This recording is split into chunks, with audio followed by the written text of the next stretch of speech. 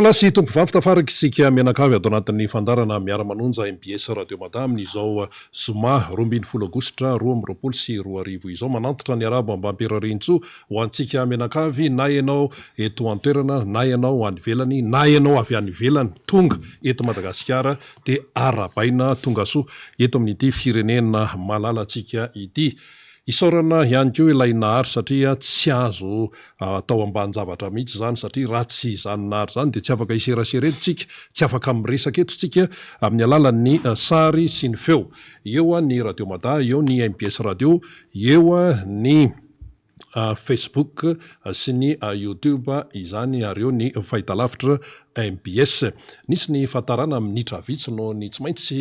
mijerena tsara ny lafin'ny teknika satria tsy maintsy nisy ny kitihana kely tao nandeha ny radio nandeha ny tele fa ny tany amin'ny Facebook no ohatra ny nisy ny katso dia efa nojereny ny teknisianina ary dia efa milamina izany amin'izao fotoana izao. Iaraka eto tsika mandritra ny fotoana izay avoafaritra fa atsika manaraka ny miara-manonja zany mazava loatra ny faniriana dia ny hoe ny afahanao manaraka hatramin'ny farany zany fandara ny kady sanatra hoe ho fotoana very fotsiny ka hoe tsisy atao ka andeha anaraka miara-manonja tsia tsisy an'izany tsy misy atao zany fa tena misy atao tokoa ary adidy amin'ny firenena ny fahafantarana ny zava-mitsy ny fanaovana analizy ny fanaovana famakafakana eo amin'ny lafin-javatra maro samihafa izay ienantsika amin'izao fotoana izao satria dia betsaka ny manjavozavo, betsaka ny zavatra diso, betsaka ny zavatra tsy mandeha amin'ny laoniny, betsaka ny zavatra tsy tokony atao nefa atao, ny zavatra tokony atao indray tsy atao. Dia zany rehetrarehetra zany no mampazava-dehibe zany ny fandarana taka antony. Iny ary tompolasy tompo vavy efa eto keto avy hatrany ny solombavamboaka ny voafidy tamin'ny alalan'ny tiako Madagasikara atao amin'ny boriboritany fahenina ny député Totoso Andriamampandry, député Mavitrika, député Bogosy araka ny efa fahalalantsika azy izany tsy mahalala izany député Totoso izany dia manakambary izy amin'ity fotoana ity tsy misy miandro marary fa tonga dia lasa ny fandarantsika izany. Miarabanao député Totoso Andriamampandry tonga eto amin'ny fandarana miara-manonja MBS radio mada omenao vetrany sehatra ary. Ya, miarabanao Rina ary miaraba ihany koa ny vahoaka malagasy rehetra izay menao tsika tsy tapaka eto amin'ity fandarana miara-manonja ity izay saorana be da be fa rehefa nataontsika ny kajy nampanonao sondage sika dia totokatrano amin'ny 7-10 dia meno miara-manonja daholo zao ny vahoaka malagasy rehetra na tsana tanàna na anaty birao na anaty bus na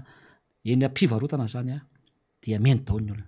Zany no mitika fa makasitrakatsika ny olona, meno atsika zany ny olona ary izay ny saorana manokana atsika eto amin'ny miara-manonja ary indrindraindrindra ianareo reo laparetana ianao Rina ary eo koa ifaniry moa izay ialana tsiny fa tsy eto fa any Masanga izy manao ny redemption ny team sy mikarakara ny 20e anniversaire ny team any Masanga izay naovana kokoa manokana ianao faniry fa be da be ny SMS tonga ty mampamangy any amin'ny monsieur faniry any dia apita aminao zany izay afatra izay ary mirary soa ihany koa ho an'ny namana izay afaka zany any Masanga any. Manarak'izay Irina dia amin'ny vanim-potoana tahaka izao dia tsy maintsy mijery manokana ho an'ireo olona satria tantely mamoana ny fiainana reo trapaoriana rehetra na eto Madagasikara na namantsika gasy any ivelany miara-miombina alahelo amin'ireny ny tenako ao anatin'izay ary androany fotsiny zao dia fahoriana 3 rososina no naleha teny Amboamanarina ny fahoriana maraina io moa le fitsapana maraina mahasamefa ny Amboamanarina amin'izao tontolo zao izay tonga daholo ny fokon'olona zany ka mampahery nisy anaki telo androany dia tany foana ny tenako zany manotrina ny fokon'olona rehetra ary mampahery ny fianakaviana zany ao anatin'izay koa dia mankerina reo rehetra zany izay trapaoriana ao anatin'izay. Eto koa dia ho anareo rehetra marary satria be ny marary amin'izao indrindra amin'izao fihinana sarotra zao Rina dia be da be ny marary raha any an-trano izy satria tsy manam-bola any amin'ny hôpitaly dia mitondra mbavaka anareo mba ingany mba ho salama tsara ianareo. Eo koa reo rehetra izay any amin'ny hôpitaly rehetra na izy na iza zany dia mirary soanareo mirary fahasamana fiainana anareo zany a de mankahiry aminanareo a mba ho salama tsara ianareo rehetra de tahaka ny fanao moa tahaka izao dia tsy maintsy misy olona ihany tsongona manokana atao koko manokana ny voalohany am'izany dia eo iga madama rasola rivelo monika zay tonga eto atoerana zay miarabanao vahoaka malagasy izy moa dia olo mangatsika satria consultante international miasany Eropa any Afrika any izy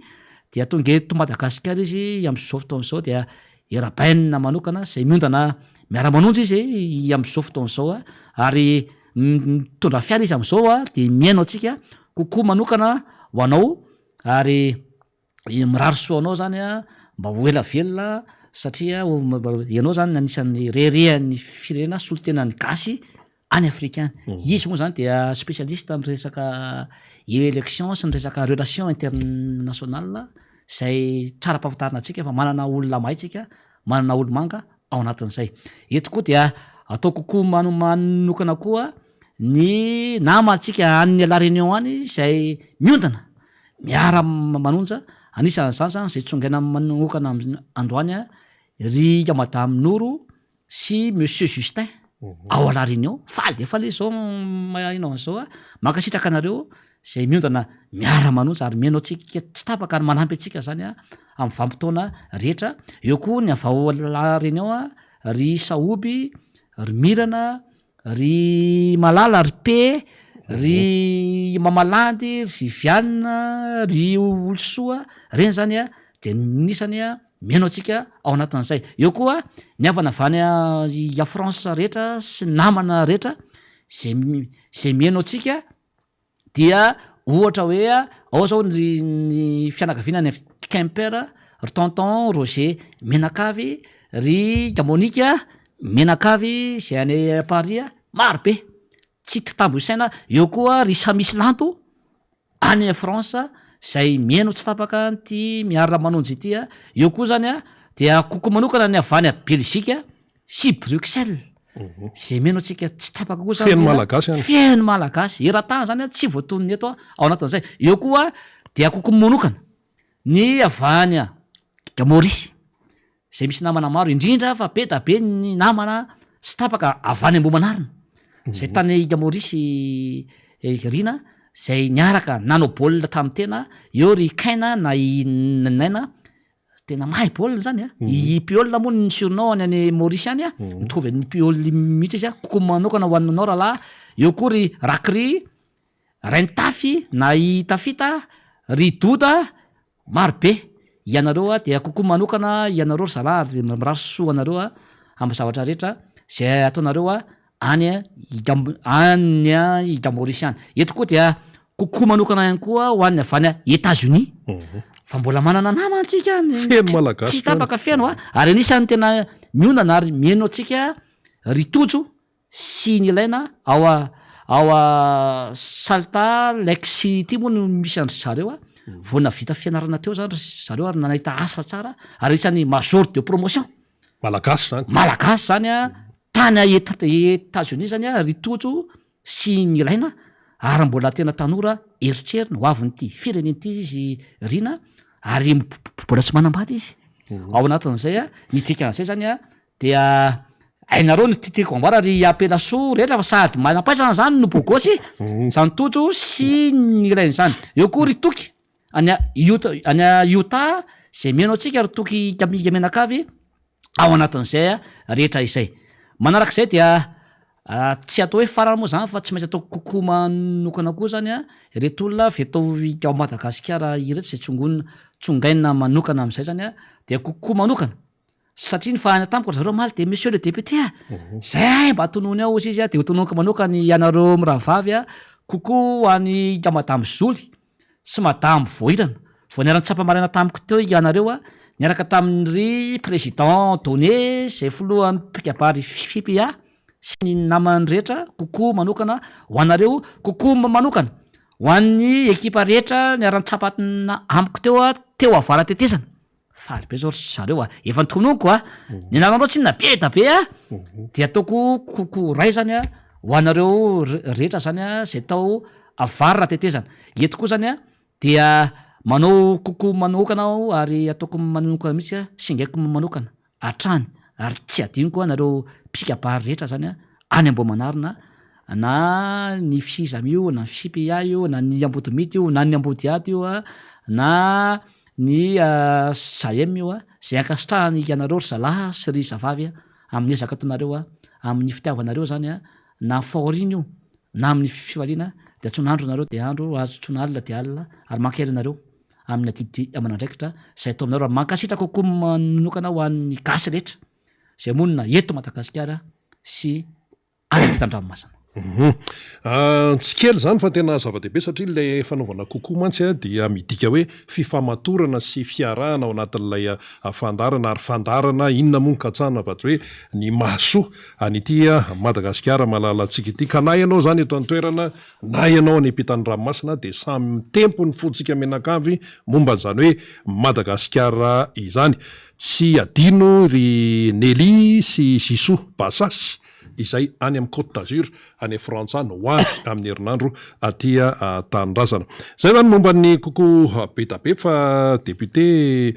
Tontsoa Andriamampandry ianao dia tsy manao ambany zavatra mihitsy ny asa sosialy eo ny asa hoe amin'ny madéputé hoe asa amin'ny mahasolo mavamahoaka fa le asa sosialy dia eo foana ianao zany manatanteraka n'ireny toe-javatra reny fantatry ny olona ianao hoe any amin'ny fahefana mpanao lalàna va be dehibe ny olona no mandeha zany makany amin'ny député tena ahoana zao efa hita ianao manala tsikafokafo na etsery be dehibe inona indray masaka tamin'ny ty fotoany ity ary ya alohan'ny dirantsika dia misy olona anankiroa kely mamelanao rina koko spécial ho an'ny Conan any Mory zay namana sy fianakaviana koa zany ho an'ny Conan any ary efa miatretry ny anambady mora namana de amin'ny rarosoanao rahalahy amin'izany tokantrano zay eritreretinao zany de eo koa i dokotera Ianitra zay mipetraka any France zany de kokoa manokana zany ho anazy. Zao zany tsika dia tahaka ny gamazatra moa zany dia tsy maintsy misy ny asa sosialy zay aseho mahoetan'ny vahoaka ny farany moa zany dia io ny tenanay nisy fifanana i baskety zany zay natao niarana tamin'ny VFL tao fiangonana Anosy Vavaka zany dia reo hitantsika reo zany ny fiaraha-miosina tamin'ny zareo de arabaina fa toto satsaka ny sianavana zany ary ny tenanay moa dia nanolotra zany amboara ondry kopy ho an'ny zareo zany ary misy koa zany ny fiaraha-misala zany nianaraka tamin'ireo tanora zay amafisikety any fa ny tenako dia manampy manokana ny tanora amin'ny tanora ny tena ara-panazana tena zany satria ny tanora no ikamaronisa ho avin'ity fireneny ity zany dia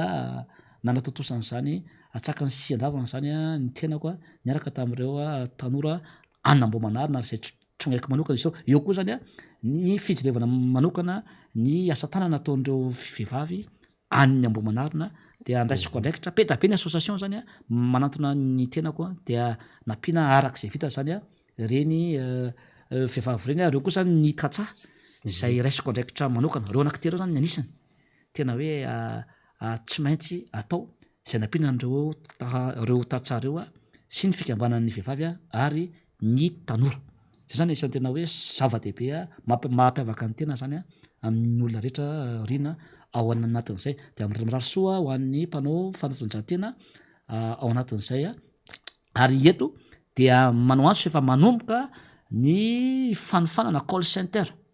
zay ataontsika zany ao amin'ny ICM ao amin'ny Tale raha Celestin zany no atao zany maro de maro ianareo anatin'izay ary de manontany nareo hoe roviana indray efa tapitra satria efa tena nioritra ny pedabe ary efa manjatony no isan'ny mpianatra zao fa ray volana ny fanofanana de fita ny ray volana dia miditra ndray zany ny manaraka satria call center io zany rina de isan'ny tena hoe andro zao ny tanora no tena hoe pedabe zany zao no io ny tena mora ahitana asa sady mba tsaratsara ny karama dia misy zany ny fanofanana raisy ny tenanay miaraka amin'ny destim Ambohimanarina misala zany mba ahafahan'ny tanora zany moramora kokoa zany no miditra amin'ny asa tahaka ireny satria moa zany fa be da be ny fanofarana zay atao eo moa ny cours d'anglais zay mbola mitohy ao amin'ny QG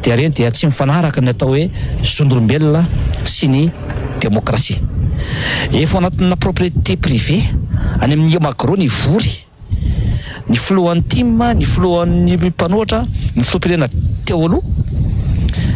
dia mbola émorek firy ihany no miandry azy ao anatin'izay. Sakasakana loatra izay foana zany le fahafahana. Fa nahoana loatra reny no dia manao an'izao tsy eto Antananarivo zany fa eran'ny Madagasikara dia ataonana mafy mihitsy ny team sy ny filoha Ravalomanana sy ny fanoherana. Vao maika mampihery sy mampiena ny fitiavan'ny olona izao fitondrana izao io fihetsika ataony io hoy Todsoa Andriambapandry. Vao maika mampalaza ny filoha Ravalomanana nge zavatra atao tahaka izao ary vao maika matezitra ny olona, marombotra ny olona. Maninona ny asana dahalo sy ny tsy filaminana misy eto Antananarivo sy manodidina eran'ny Madagasikara nataon'ny fitondrana sy ampilamy azy fa olona amory ny mpikambana ao aminy no enjehana sy anaovana intimidation tahaka izany. Tsy maintsy ho tonga amin'ny fipoahana ara-tsosialy izao zava-misy iainana eto amin'ny firenena izao hoy ny solombahoaka Tim raha mbola mitohy. Mampitandrina ireo mpitondra sady noho izany Todsoa Andriambapandry mba hazaka ny vokatry ny tsy nety nataon'izy ireo teto amin'ny firenena. Fa raha mbola zao no mitohy dia tsy maintsy ny atao hoe fipoahana ara-tsosialy. Rehefa misy izay explosion sociale zay tsy zakanareo mpitondra ange hoe fa tandremo tsisy maresy herim-bahoaka zany eto tany ka tandremo mitsotsoka ho any ivelany fa te vahoaka dia mijery ary tateto ny vahoaka daholo. Miantso ny vahoaka hijoro manoloana ny toe-java-misy iainana amin'izao ihany koa i Todsoa Andriambapandry androany. Tsy menanao le zo fototra, ny sakafo tsy menanao zara fa misy, ny fahefa-mividinao, ny vola tsy misy, ny fahasaranana mitombo, le fahafahana nanao indray dia tsy mena ao anatin'izay. Tsy evina moa fa ny tsy fanaovan'ny team fangatahana fahazondalana tamin'ny commune Ambonivohitra Antsiranana no noambaran'ny OMC sy ny préfecture Antsiranana fa antony nanakanana ny hetsika nokasain'ny team atao tao amin'ny Magro Antsiranana omaly. Zay ny fanazavana no entin'ny député Todsoa Andriambapandry nanoloana ny micro ny télé Rahavavy tao amin'ny Real TV zany tamin'iny fampahalalam-baovao ny tao amin'ny télé Rahavavy tao amin'ny Real TV iny Todsoa Andriambapandry député solombavam-bahoaka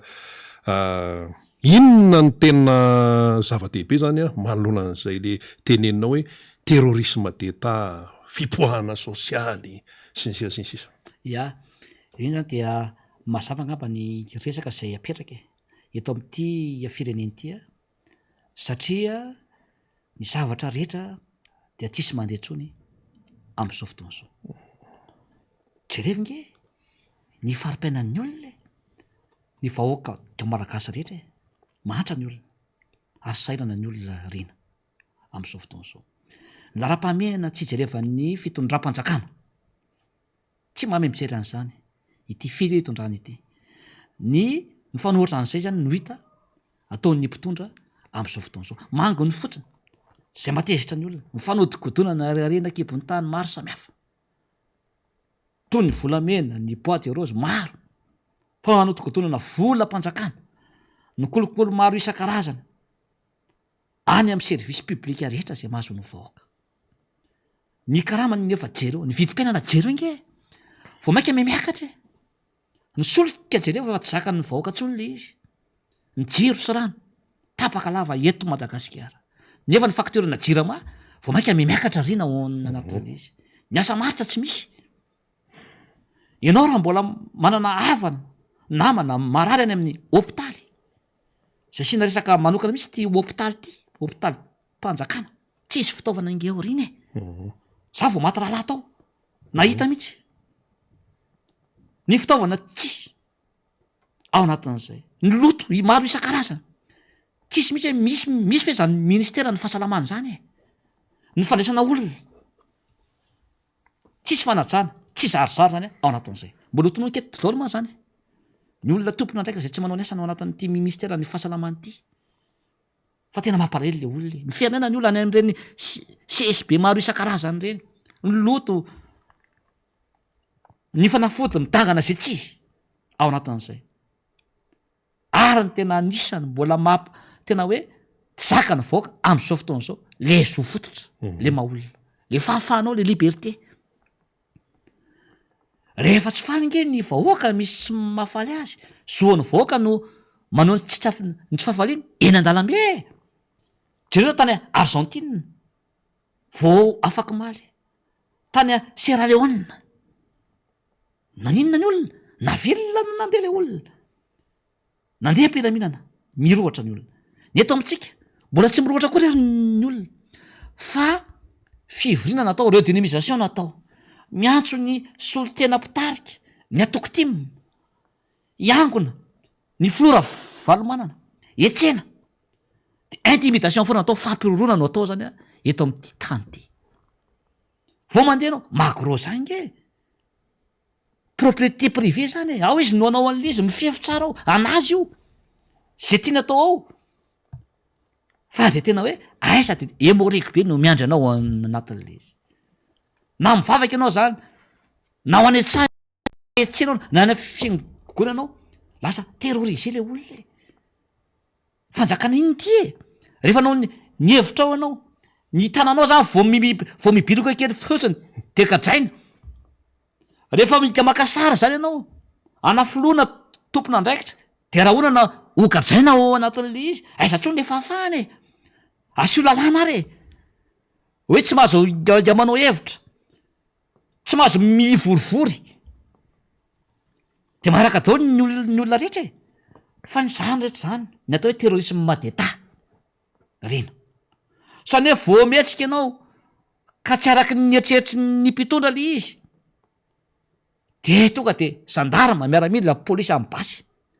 de sakana ianao de raha ona ianao de hoe hosamborony ianao de gadraina ianao nga eto tany tsy misy lalàna ny olona rehetra de tokony many lalàna daholy na izy izy iza tompoko hatramin'ny filoham-pirenena zany hatramina olon-tsotra mitovy ny lalàna tokony manaraka lalàna daholy ny lalàna de ho an'ny olona rehetrarehetra fa tsy misy mafilo anao eto na maministra anao na premier ministre anao na madéputé anao na machef de région anao fa mitovy daholy ny olona rehetra eo natrehan'ny lalàna de tokony mitovy lalàna ampiarina amin'ny olona ahoana ny sasany mahazo mamory olona ary akanja ry anala mahitsy ary mahazo mivory ary ny chef de région mahazo mamory olona ny solom-bahoaka IRD ny ministra ny filoha de mahazo fa rehefa ntima mba mamory olona anatina propriété privé nareo ary mbola any amikanja eny an-dalana eny atsena de mahazo fa ahoana ihany ty fa rehefa ny olon-kava zany akoatra anareo de raha onana de ampitahorina de samborina de hoe hogadraina zany natao hoe terrorisme madeta efa lasa jadona zany ny fitondrana am'izao fotoana zao de hovainy lalam-pandrenany zao zany natao hoe régime dictatorial ny misy fa tsy démocratie tsony de hovay daholo ny lalam-pandrenana rehetra ranga de asio lalàna zany hoe tsy mahazo mihetsika anao de teneny koa zany ny olona rehetra ranga hoe tsy mahazo mivoaky ny trano daholo ny anareo fa nareo hany mahazo mivoaky ny trano nareo hany miasa nareo hany de nareo no manodina volamena manao zay tia nataonareo zany nareo ao anatin'le izy fa nyvoaka zany de aleo mijanona any an-trano de arary de ho faty ao zany ve no tianareo atao rehefa zay tianareo atao ranga de atao ve fa zay zany le tsy mba misimitsy ve olona afaka aneo hevitra ny olona afaka ivory iaraka amin'ny namany iaraka amin'ny fianakaviany amin'ny toerana privé amin'ny toerana privé de angalana autorisation ve aiza ny lalàna misy an'zany texte zany avoay tompoko samy mahay mamaky lalàna nketsika ary samy mahay lalàntsika fa aza matao an'zany le fitondrana ny firenena ho ahy fa potika inganareo simbonareo fa nareo raha nareo no potika asio simbano tsy de mampaninona ihany fa le firenena potika efa potehanareo mihitsy no mampanahelo ao anatin'le izy inona tsona zany ny enaneto inona zany maha-olombelona tsika rina amin'ny fotsy miangatra ao anatin'le izy ny tananao zany voametsika na te akasaina anao amin'ny telefona de gadraina de samborona rehefa anao tsy falianao zany anao midina eny an-dalambe de ho samborona de ho gadraina nefa tsisy anana mametraka an'zany ao anatin'le izy tsisy hafaliana tsony zany enana eto amin'ity fireneny ty tsisy fahafinaretana tsony fenana efa mafy mbola tsy mihinanao zany le zo fototra le liberté zany tsy meny zao fitondrana tsika zao tsony zany a le izy nefa anjarany fitondrany zany miaro ny ain'ny olona sy ny fananana nke ny anjaran'ny mpitondra sy ny mpitandro ny filaminana e fa le izy lasa variana manenjika ny fora valomanana sy ny tia mari sy ny fanoerana nefa ny asan-dalo jereo erany ny Madagasikara ny asan'ny jiola ny mamaky trano ny maka fananan'olona jere fotsiny ao anatin'le izy fa olona ray no atahorana eto amin'ity fireneny ity ary eo le teneniko teo vo mainka malaza izy vo mainka tian'ny olona izy ary minoana fa tsy maintsy lana izy ho filoam-pirenena amin'ny herintaona tsisy resaka tsony zany ary zay no anambaranay nlisynge ataovy ny concertation nationale irana am'izany rehetrarehetra zany satria am'izao fotoana zao a ny firenetsika zany am'izao fotoana zao dia misy ady anatiny ato misy ady misy fifandrafesana fisavoritahana ady nge zany e satria tsisy le fitoniana ny voalohany tsisy fitoniana ara-politika de zao hitatsika zao tsisy fambantrona vanina tompoko raha tsy misy zany hoe stabilité politique zany na fitoniana ara-politika tsy misy am'izao fotoana zao ny atao hoe fitoniana ara-sosialy sosialy ny olona mitangana zay tsy izy ny vidiny entana am'izao fotoana zao krisy daholo nge zao e kristy daholo zao ny vary miakatra ny menaka ny rehetrarehetra ny gazoal ny essence ny fiainana andavanandro ny fanafody krisy nge zao e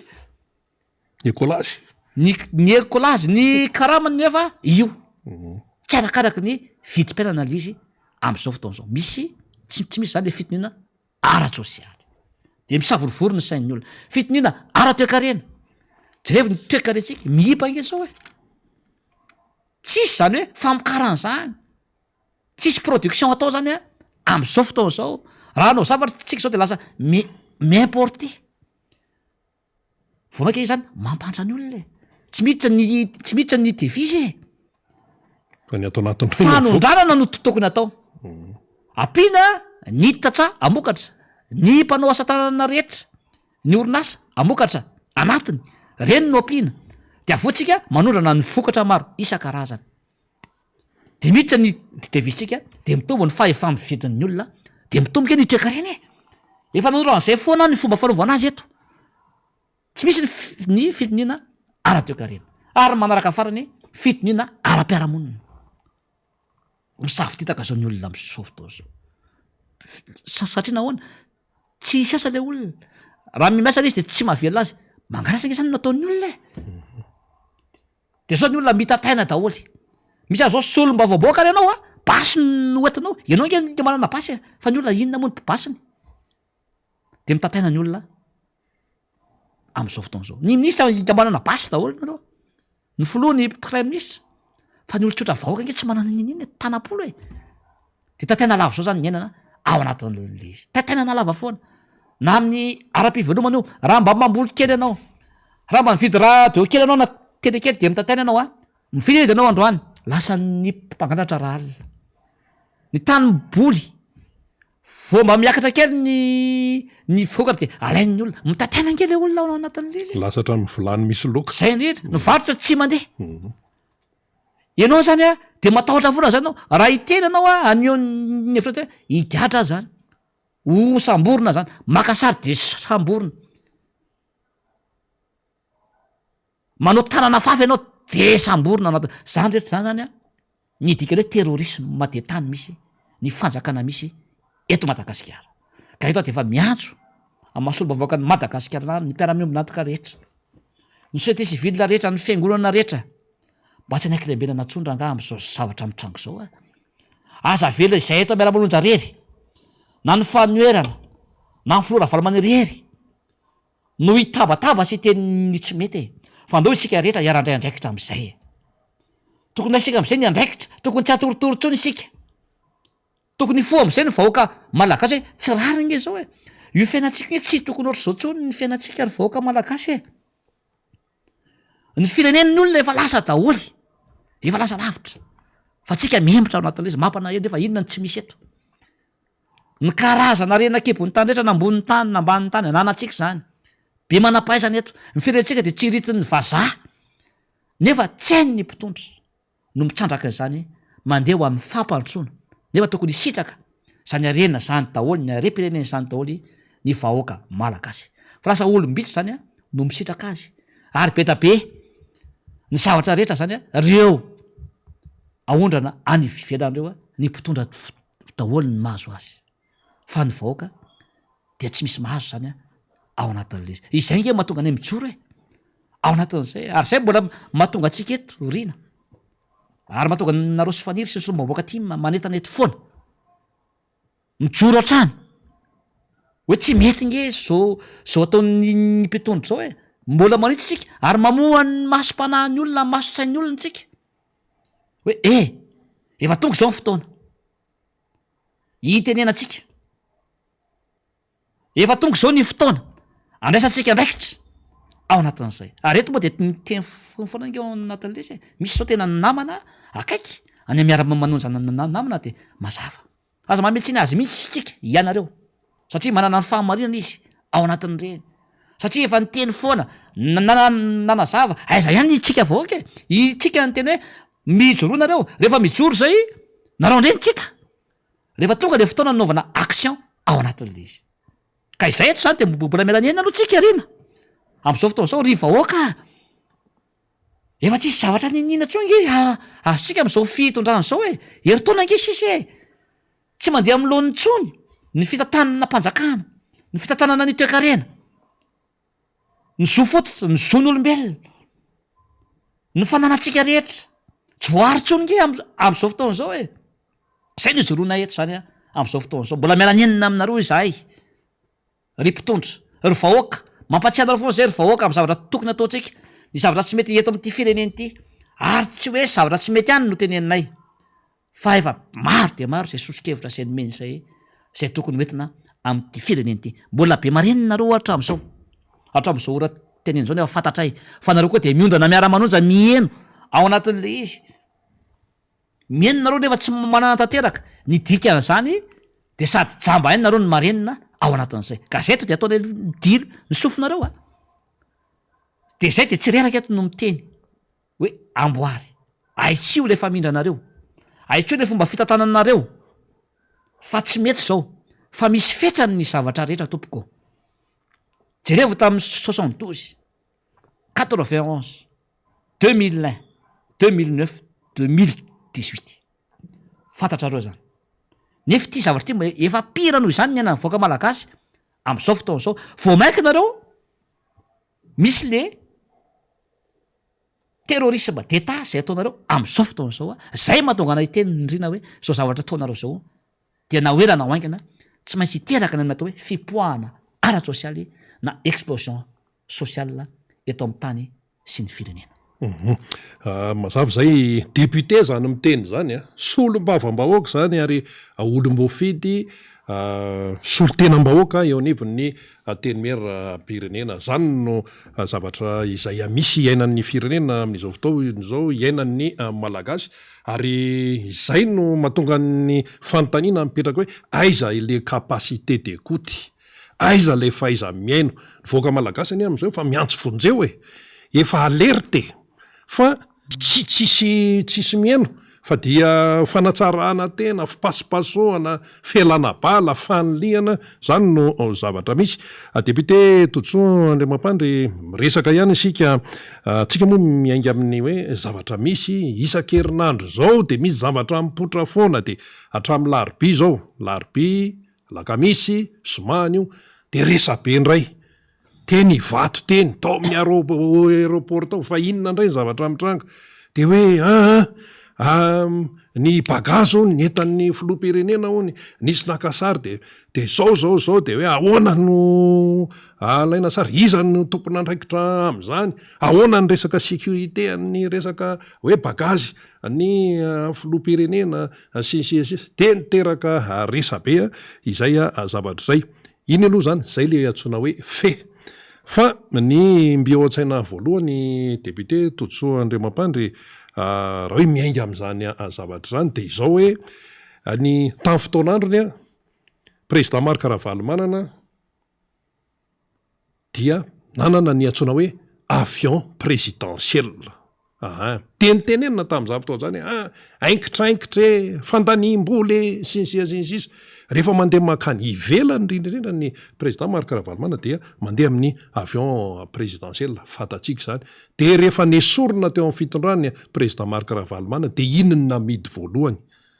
zao zany zao nefa am'izao fotoana zao tsy misy ny avion présidentiel de rehefa mandeha mivoaka amin'ny filoham-pirenena amperinasa am'izao fotoana zao de mandeha amin'ny zotram-piaramanidina régulier sy ohatran'izany dia zay no alasa amin'ny fisainana hoe ay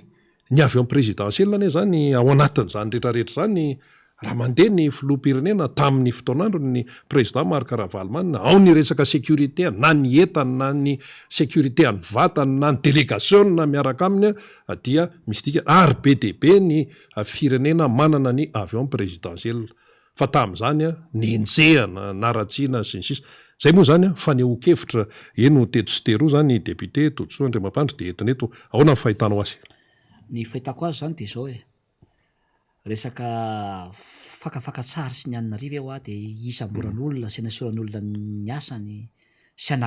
anagadraina olona zavatra tsy misy dikany akory zany fa ny any hitondrako azy am'ireny resabe am'izao fotoana reny zay hoe ny filoha andeha ho any ivelany reny zany ny fomba hitondrako azy de zao sarotiny nge ny vahoaka satria ny filompina nge rehefa makany ivelany tady tio miliara nge ny lany satria tsy izy rery no hany fa misy délégation na maro be zay miaraka aminy de tsaroa fa volam-bahoaka nge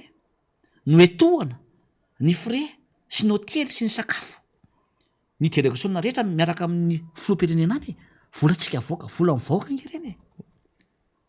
ary ny karama ny tompona ndraikitra rehetra eo na hatramin'ny filoha na premier ministre na ministre na ny solom-bavam-bahoaka na ny bentana tsarovy raha reny ny SG na ny DG na ny directeur na ministère volam-bahoaka ataona nge ny anakarama anareo mpitondry isika mpitondry indrindra nareo aminatina exécutif zany hoe ny vahoaka no Andriamanjakara normal voaka raha sarotiny amin'ny dian'ny filoham-pirenena any ivelany tsy ny filoham-pirenena ihany fa na premier ministre izy na ministre izy raha makany andafy satria volam-bahoaka no miantoka an'le izy io nge tsy salamitsika fanery itsika zao raha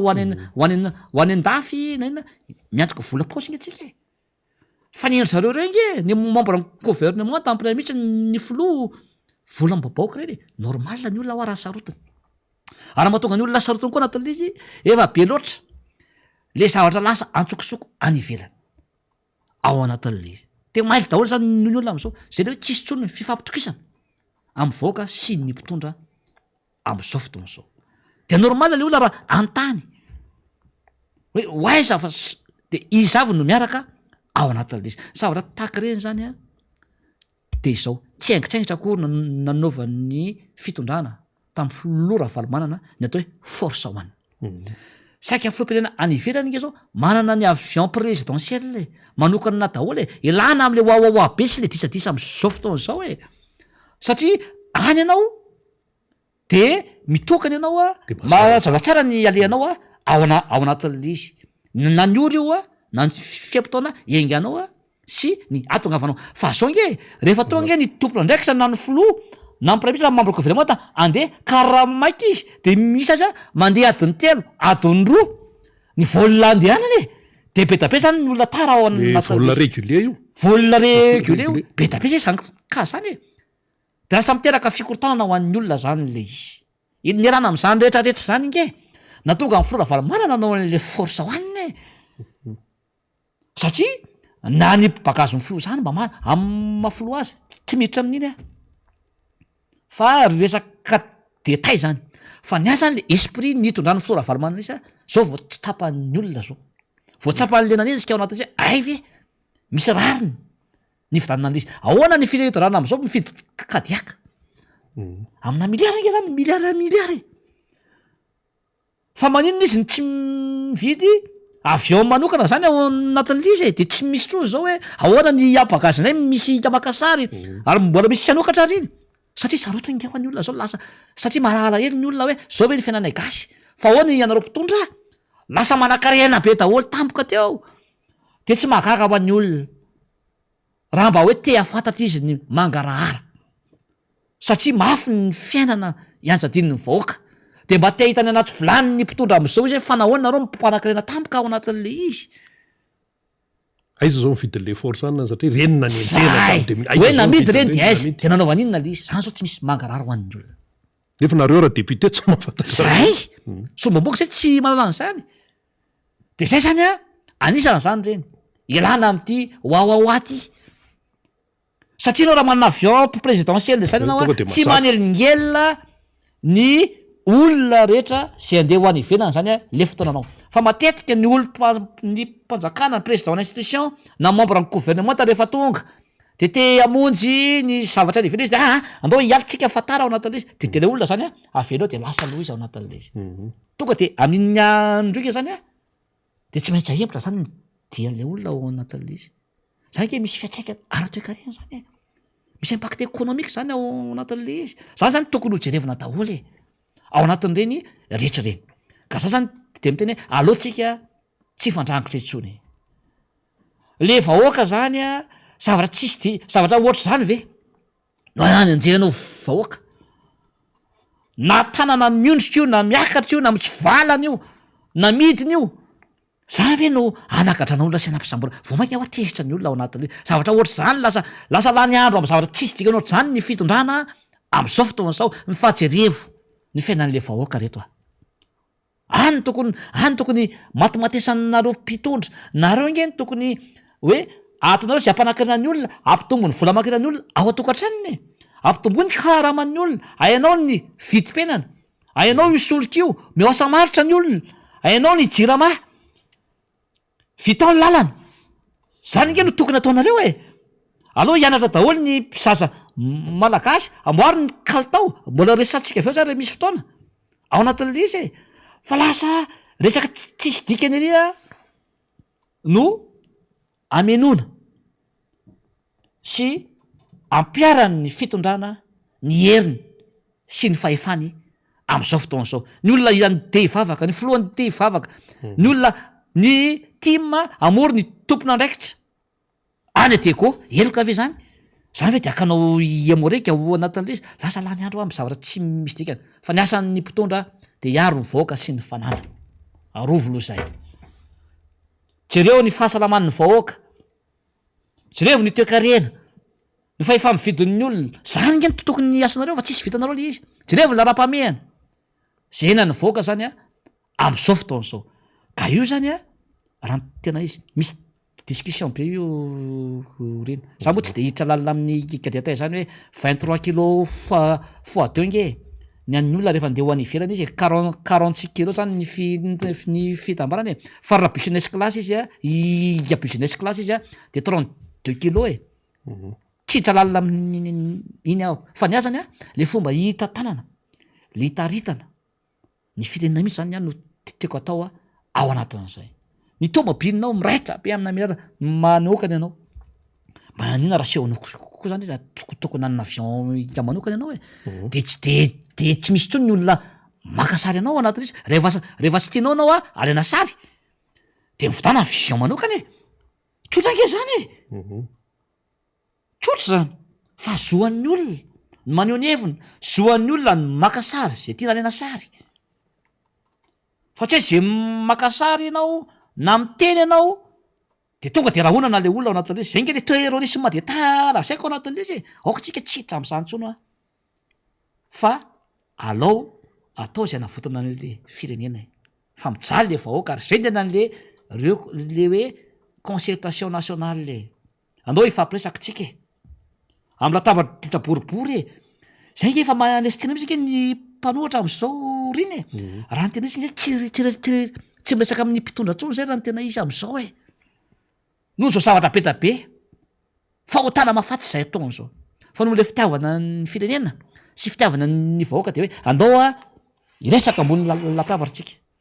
ary fanampiana mpitondra fanampiana ny mpitondra zany hoe ho avy ny fifidianana tsy ho ela amy totaona ho avy andao ala matsara le izy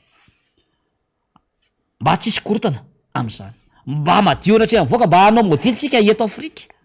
sy océan Indien ao anatin'le izy hoe ahoana io seny io inona avy zany nitetiketokoko ny atao ahoana ny fitsipodalao mba atao mazava tsara io asese io ahoana ny fanerenana ara-toekarena zay irahana ao anatin'le izy tsy midika mitady seza mihitsy zany fa efa hita teo hoe tafalatsaka ny firenena de manetry tena ny fanoerana sy ny société civile am'izao fotoan'izao a sy ny fiangonana maro isan-karazany hoe andao iresaka tsika ao anatin'izay fanampiana lehibe ho an'ny mpitondra zany fa zao raha mbola tsy tonga ansaina am'izany ny mpitondra de efa tena hoe tena mihitsy zany a ampatra n'le vahoaka sy atonga ny firenentsika de holatsaka akaterena. Mazava izay faneho-kevitra sy fanazavana analizy fitondrana fanampiny izay a momba ny resaka iny député Totoso Andriamampandry tsy azontsika modina tsy hita ny tontolo ny fampianarana ianao moa zany spesialista amin'io resaka io a ny zavatra hoe nisongadina zao tato anatin'ny fotoana fohy de ny hoe nisy école tsy miankina ny école privé de nanda ny hoe fekevitra tany amin'ny forum izay tanterahana moa zany tamin'ny resaka hoe tontolo mpampianarana izy iny tany amin'ny voalondohany ty volana aogositra ity nandany école privé matory zareo nanda misy antony ao misy dikany io fa tsy hoe mandehandefa tany fotsiny am'izao ahoana ny fahitany ny député Totoso Andriamampandry an'izay zay nge hoe tsy miteniteny foana iamato miteny eto tadidinao angamba safaranteto irina nanakina le forum national le hoe mbola tsy niainga le izy mbola tsy niainga de efa niteny hoe tsy mety io ary tsy makasitraka an'io aho satria noho zao anton'izao tefo mainty io tefo maiky io tsy mety io zao ny UEP Union des écoles privées eto Madagasikara de inonao fanambarana io maly io ngamba mba vaky anao zafady kirina mba hoe ny vahoaka malagasy aloha zao zany ny lazainy le fanambarana hoe ny Union des écoles privées de Madagascar dia manambara fa tsy mankasitraka ny consultation nationale sy forum national de l'éducation no ireto antony reto voalohany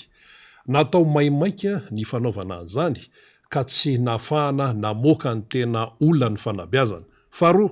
natao anjorom-bala ny sekoly tsy miankina fatelo tsy mifanaraka amin'ny tena olona ny fanabeazana ireo loha-hevitra na roso tao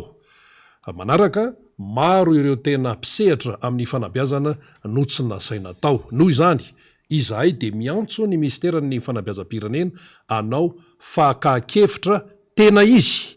ary ny UEPM de vonina atrany ny iresaka mba ho fampandrosoana ny fanabeazana misoranao rena mazava tsara beta be ny école privé anatiny io sao de raha zay na fa zany ndray no nandresy lahatra an'izy ireo za masy de tenena foana hoe ianao ve monsieur le député iampaminany ve anao fa ianao vao miteny de mitombona daholo ny zavatra resanao amin'ny avy na resaka toekarena io na sosialy io na fanabeazana na inona tsy mpaminany ataoko fa mba mamandinika ny zavatra rehetra zay toko reseho zao zany no nitsipaka ny voalohany teny hoe tsy mety io ny fakakevitra natao tamin'io tsy mety io tsy mety le consultation atao tsy mety le esprit le anaovana an'le izy io zao ny UEPM de ho avy tsy ela koa zao fa mino ny plateforme ny école privé anao fanambarana koa zao ny katolika ny FJKM ny laïque ny direction école privé misy école hitsipaka an'io daholy ny syndicat koa moa efa mitsipaka ao anatin'io beta be ny mpampianatra rehetra mitsipaka ao anatin'io efa nazavaiko teto le izy mbola misy nge le PSE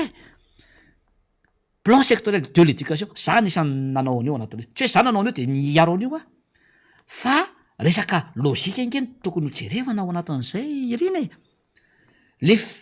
fitoizan-draharaha zay zany tena hoe tsy mety amin'ny zareo reto mihitsy nefa anao raha olona tantana firenena tsy maintsy ilana atao hoe fitoizan-draharaha na hoe continuité de l'état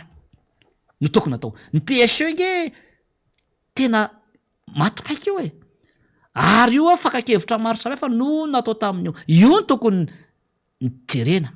ny fanatetarahana an'io fanapetraka fotsiny teo le izy nefa rondolo ny lany tamin'io fotoana vola million d'euros ny lany tao anatin'io PSE 2018 ka hatramin'ny 2023 io de tokony io zany no natsaraina ange tao anatin'le izy io tsy netsehanao de amorona zavatra vaovaonao ao anatin'le izy ary magaga anao réforme curriculaire ony zareo nefa tady io le anatin'ny PSE inge no anaovany zareo réforme curriculaire nefa zareo mitsipaka le PSE de nao an'ity zavatra vaovao ty tena mifaripaka le zavatra atao zany ao anatin'le izy ka be da be zany fanambarana iny etsero ao anatin'izay rehetra hoe mitsipaka an'io io zany de tena hoe mena hoditra koa tsy ve le filoham-pirenena ao anatin'izay tianao pitehana ve le fanabeazana eto Madagasikara ary moa rehefa isaky miteny moa za dia mangorory foana le ministra ny fanabeazana Rina de be da be ny mpiara-miasa moa misevaka ary izy de matahotra mafy mihitsy rehefa za no miteny sy manitsy de ny teny ataony ihany de hoe mitady ministra hony ny fanabeazana or madama raha matoa ministra raha nandraiky io efa azoko hatramin'ny ela tena fa aloako sy olo-bavamboaka ny Madagasikara afa kokoa ny olom-boafidy no ny olom-boatendry tompoko fa raha kan'io efa azoko io ao anatin'izay tiako tena ananao zany tsy aka ny toeranao mihitsy fa za manana ny toerako fa milatsanao raha olany député mba ho hita hoe le izy ny olona rehetra nge afaka anao minista daholy atsotsoana de tenitendrena hiapetatoko fa ny olona boafidy zany tsy ny olona rehetra akory lasa député satria vahoaka maro anisany mifidy tao anatin'izay ka za mireriany zany anao tsy aka ny toeranao fa raha ka efa azoko efa ely io averiko aminao zay fa fanotsina no ataoko satria pitehanao ity fanabeazany ity tsy vao maîtrisenao le izy nisan'ny école ary tsy hainao de iny no menao ny filoham-pirenena de lasa miteniteny foana ao anatin'izay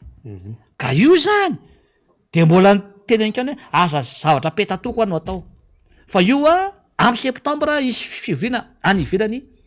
de manonoratra kely eo fotsiny de iny no akana vola de hoentina akana vola zany le zavatra ao anatin'le izy ka zay le fomba fisaina hoe zay nataony teo aloha de rasy daholy esory aminareo zany fomba fijery zany samy malagasy nge tsika karahakoto no nitondra teo na rasoa na rabe zay vita ranga de toizana zay iny atao hoe fitoizan-draraha na continuité ao anatin'le izy de sao de tena hoe misavoritaka zay tsy izy ny fanabeazana eto Madagasikara efa le PSN nondrony namboamboary amboamboary na aka réforme curriculaire izy ao anatin'le PSN zao am'izao ny fomba fampianarana isaky ny telo volana approche pédagogique de ovaina foana zany ao anatin'izay de manirana be zany mieritreritra an'izay zany ao anatin'le izy ka zay zany de ajanona zany ny fekevitra zay natao tao anatin'iny fa be da be zany efa mitsipaka an'io ary efa nazavaiko teto zay zao so mitombona nge le teniko mitombona daholy ny teniko rehetra hatram'izay tsy mpaminany akory tompoko fa mahay mandinika mahay mijery ary tady io fa hoe ny olona atao hoe mpitondra homme d'état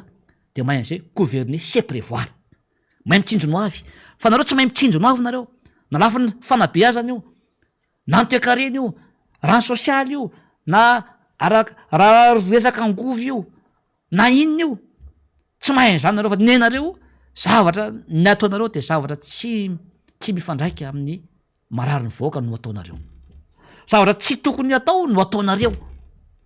de raha nandro amy zavatra tsy misy dika anareo de zay ny mahatonga ny voaka mahantra sy fahadiranovanà sy ny firenetsika tena mahantra am'izao fotoan'izao ka zay indrindra ma tsy député Totsoa Andriamampandry raha ny tontolo mpanabeazana sy fampianaranyity tsy vitany fanjakana irery io fa tsy maintsy eo ny tsy miakina dia ny teniny tsy miakina teo hoe tsy araky ny tena tokony ho izy io tsy mandeha any amin'ny hoe tena fampandrosoana amin'ny fanabeazana ny zavatra natao tamin'ny forum reny de manazava-niny moa zany ny fanambarana teo fa efa mamaraparantsika député Totsoa Andriamampandry mialalana aminao moa zany dia ty le hoe TFM teny fohy sy mazava zay ny ahafantarana ny député Totsoa Andriamampandry zay inony ty resaka hoe politika publique daolo mba asio fanazavana kely mba ho bagazy hoentin'ny tsirairay indray zany amin'ny fandalovany député Totsoa Andriamampandry eto miara-manonja MBS Radio Mata ya ny politika publique zany dia ity zavatra goavana indrindra eo amin'ny firenena anankiray tsy maintsy manao an'io daholo ny firenena anankiray zany ary anisan'izay Madagasikara io zany a dia asa action publique zany io, asa tanterahany mpanatanteraka ny gouvernement ho an'ny voaka sy ny firenena ao aminy. Ary ny fanaovana an'io de miankina amin'io zany mampandroso ny sitsy mampandroso ny firenena anankiray. Rehefa anao politika publique anao ohatra hoe manao lalana politika publique zany satria asan'ny mpitondra zany a volam-bahoaka no atao am'izany politika publique zany a de ny mpitondra no migere no mitantana an'io, manao tetezana, ny hôpitaly manara-penitra, ny stady manara-penitra reny rehetrareny zany dia politika publique. Fa politika publique zany a raha tena mahay azy ny mpitondra dia tokony hoe inona ny atanton'ny olona, zany hoe inona ny endrasan'ny vahoaka, inona ny marary ny vahoaka, inona ny tokony atao eto amin'ity fireneny ity, inona ny lara-pahamehana zay tokony atao. Fa hatramin'izay indrindra fa zao fitondrana zao de tsy nahay nijery zay le hoe aspiration na attente na marary ny vahoaka zay zany a no natao satria ny amin'ny zavatra tsy izy no atao am'izao fotoana zao. Ohatra hoe ny stady manara-penitra anao an'izany ve anao tsy niasa maritra aloha no tokony atao ao anatin'le izy, anao téléphérique anao ve inona moa no mbola sy raha-pahamehana nkeka zany amin'ny kika vahoaka e, ny fanabeazana zany zao tokony ajerevana ao anatin'le izy. Io zany a de anisany tsy mampandroso ny firenena satria tsy fahaizan'ny mpitondra ny mijery zay lara-pahamehana zay. Ary natao hoe mpitondra dia tsy hoe ao anaty broin anao fa ny mpitondra zany dia mahay mijery marary ny olona, mahay mihain'ny olona, mahay mijery ny zava-misy ary tokony homme de terrain sy femme de terrain, zany hoe mirotsaka any fotony anao zany anao a mijery vahoaka sahala amin'ny ataonay adepute ty sy flora valomanana e zabonako zao de hitanao fa anatin'ny herinandro a 5 sur 7 a tsy maintsy sur terrain mijery ny zava-misy a mihaino ny teta vahoaka, mihaino ny vahoaka ary manampy ny vahoaka ao anatin'le izy. Zay zany a anisan'ny tena lesoka be eto amin'ity fireneny ity, zay tsy fahafantarana ny problème sosialin'ny olona zay. Ary problème sosialin'ny olona mitambatambatra no atao hoe problème public de zay zany a le asa ataon'ny fitondram-panjakana manafaka an'le problème social mitambatambatra zay natao hoe politika publique. Ka rehefa mitondra zany no mijery an'izay raha-pahamehan'izay sy marary ny olona dia mba milamina nke ny vahoaka ao anatin'izay, mba mandroso ny firenetsika ao anatin'izay. Ary rehefa anao an'le politika publique sika dia tsy maintsy misy ny évaluation na politique publique na hoe fandrafesana zany hoe politique publique zay. Rehefa anao an'izay de misy karazany roa lehibe, misy ny natao hoe ny politika publique zany a dia misy ny atao hoe mijery de melolo ianao na hoe politika publique zany a priori zany a na hoe ex ante. Aloha navanao anao le politika publique anankiray zany a de mijery ianao aloha de mandrefy ianao hoe inona ny impact an'ity eo amin'ny vahoaka sy le faritra zay atao an'le izy. Zany aloha tsy maintsy atao voalohany. Ny faharoa de ny évaluation na politika publique rehefa vita le asa ex post ny anaran'izay. De rehefa vita zay a de mila koa évaluenao zany le zavatra vita hoe taiza ny lesoka, inona no ahitsy, raha misy ahitsy inona no anatsarana azy. Zay zany a tsy maintsy jerena. Zay ny ilana hoe évaluation